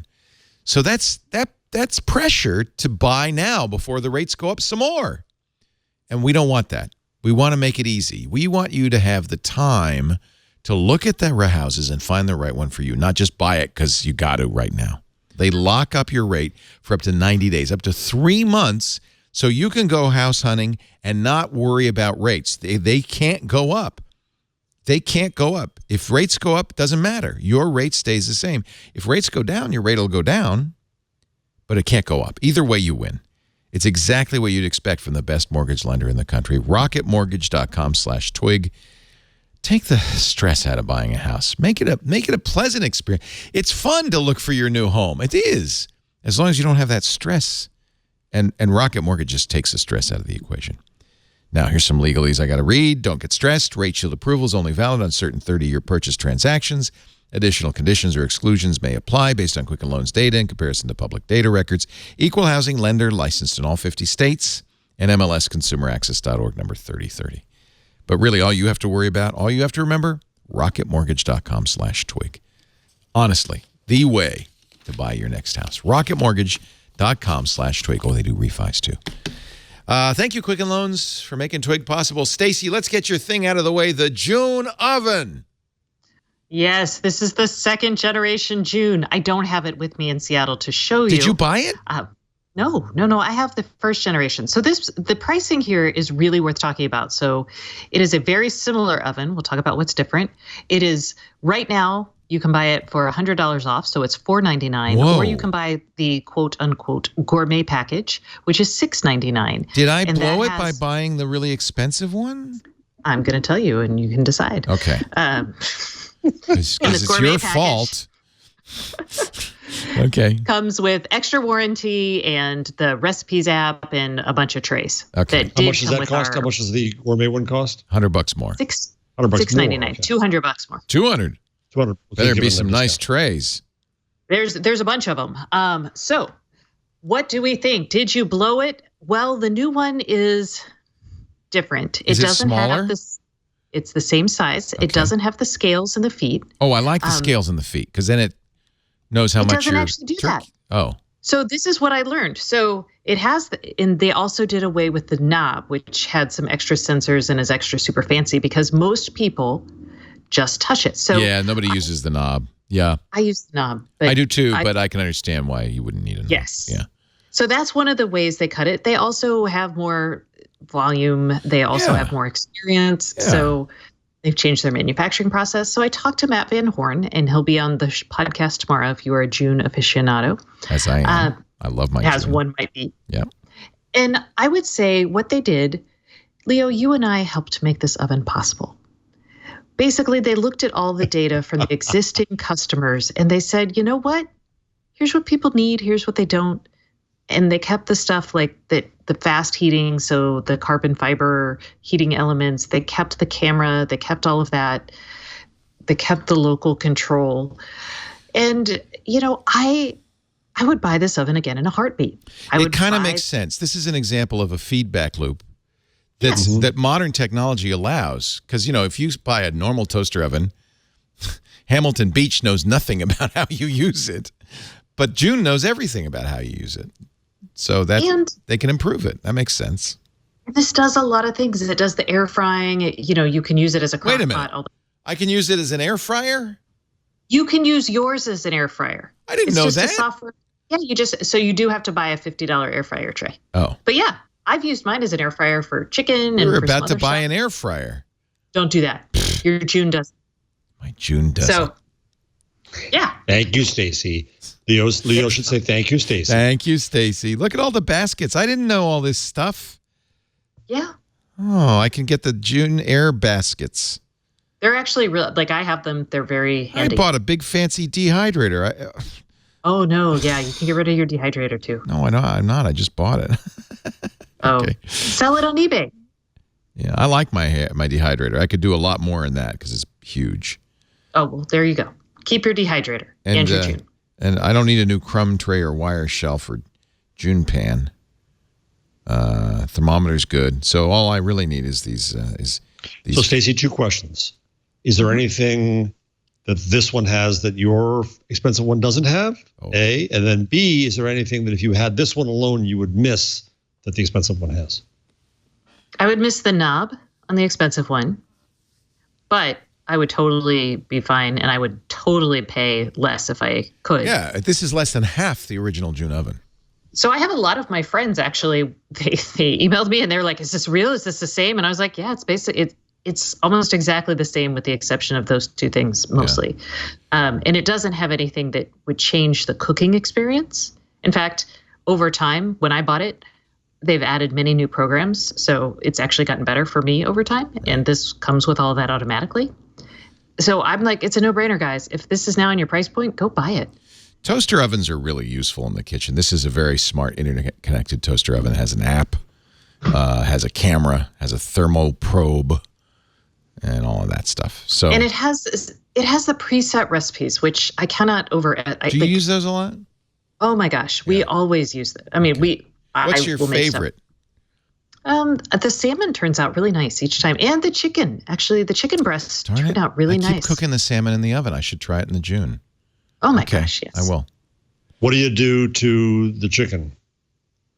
I can just put the chicken breasts in there. Roast them. I'll season it. Yeah, but if I just want to have like chicken breasts handy to throw in bowls or some weird thing later on in the week, I just spice them up and then pop them in. And they use the probe, right? The thermometer. Yeah. So that way they're cooked perfectly. They're juicy, but they're fully cooked, all of that. That's nice. Yeah. Okay. You convinced me. But you don't need to buy this one because you already have yours. Well, might as well. No. No.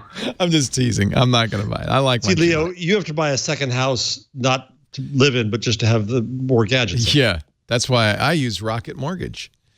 Thank you, Stacey. Go. It's wonderful to have you. Stacey's the host of Stacey on IoT.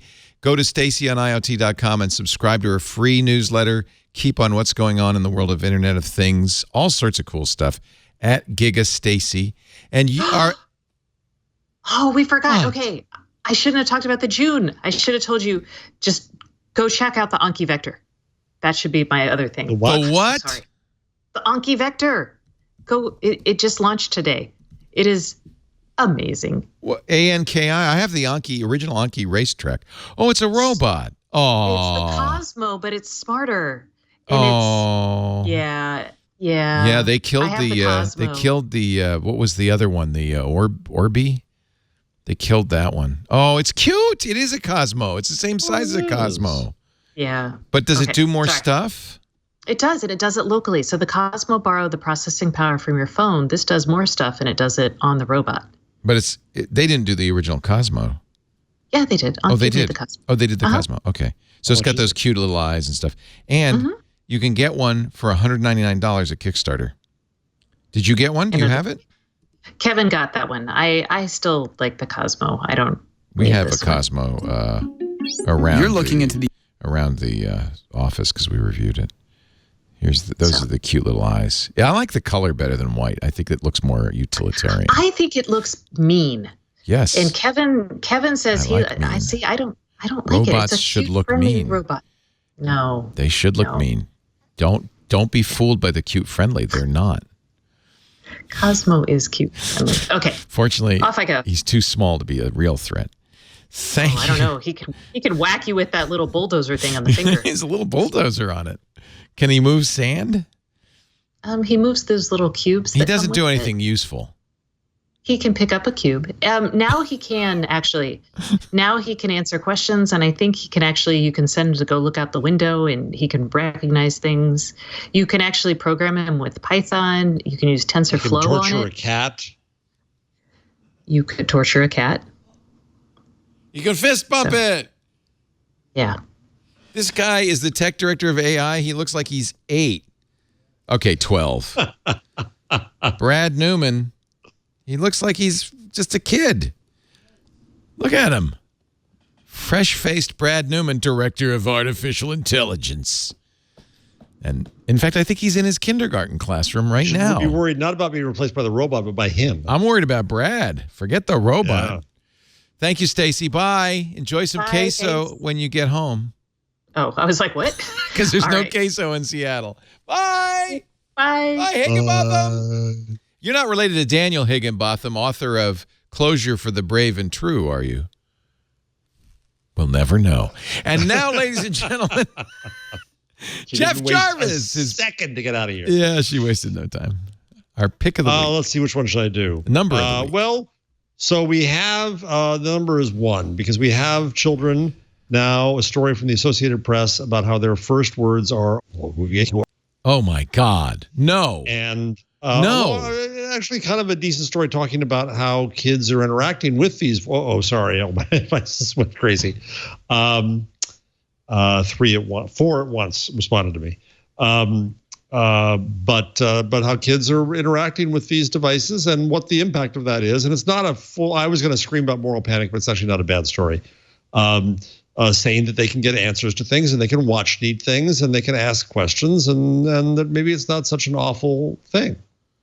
Wow. So a parent tells a story that of course, kids say goo goo. So when the mother said, the kid said, okay, Google, the father said, no, kids say goo. And no, it was hearing us say all the time, okay, you know who, and it was mimicking us. It was easy anyway, because they do say goo. They do say goo, right? So it's goo goo, right? Okay, goo goo. Okay, it did? Yeah, it did.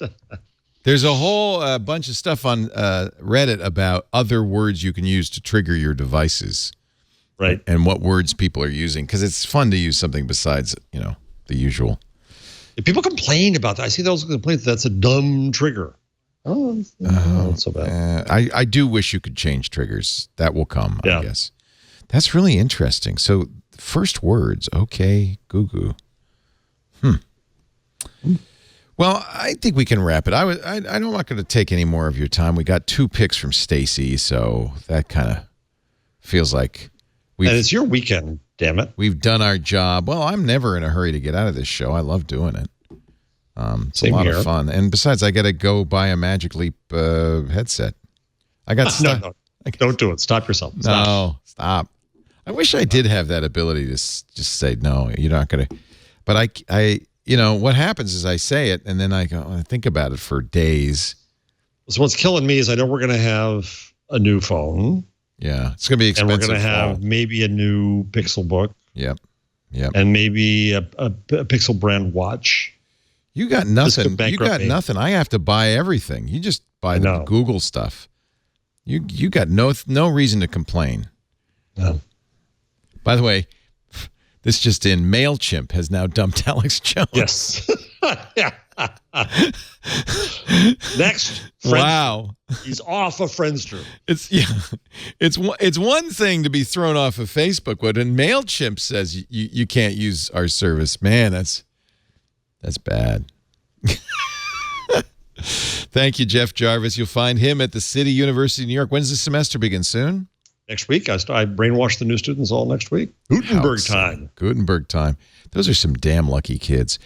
Are a lot of them straight out of college or in the graduate program, or a lot of them re-entry? Is like 27. Yeah, so most of them have had jobs, and now they're... A lot have had jobs, career shifters. Some are right out of college. It's quite a great mix. We have a huge class. Our enrollment's way up, and that's good.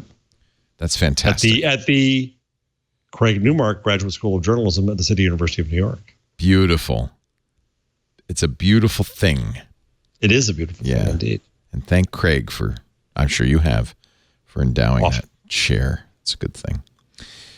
He's Craig of Craig's List. He's taken the money, ill-gotten gain from putting newspapers out of business and funded journalism. How confusing is that? All that money he left in the pockets of consumers. Yeah, you're right.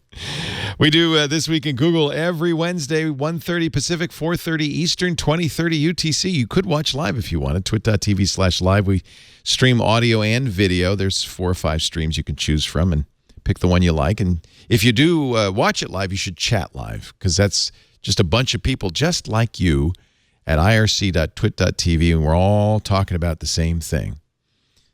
Never. But it's still fun. irc.twit.tv.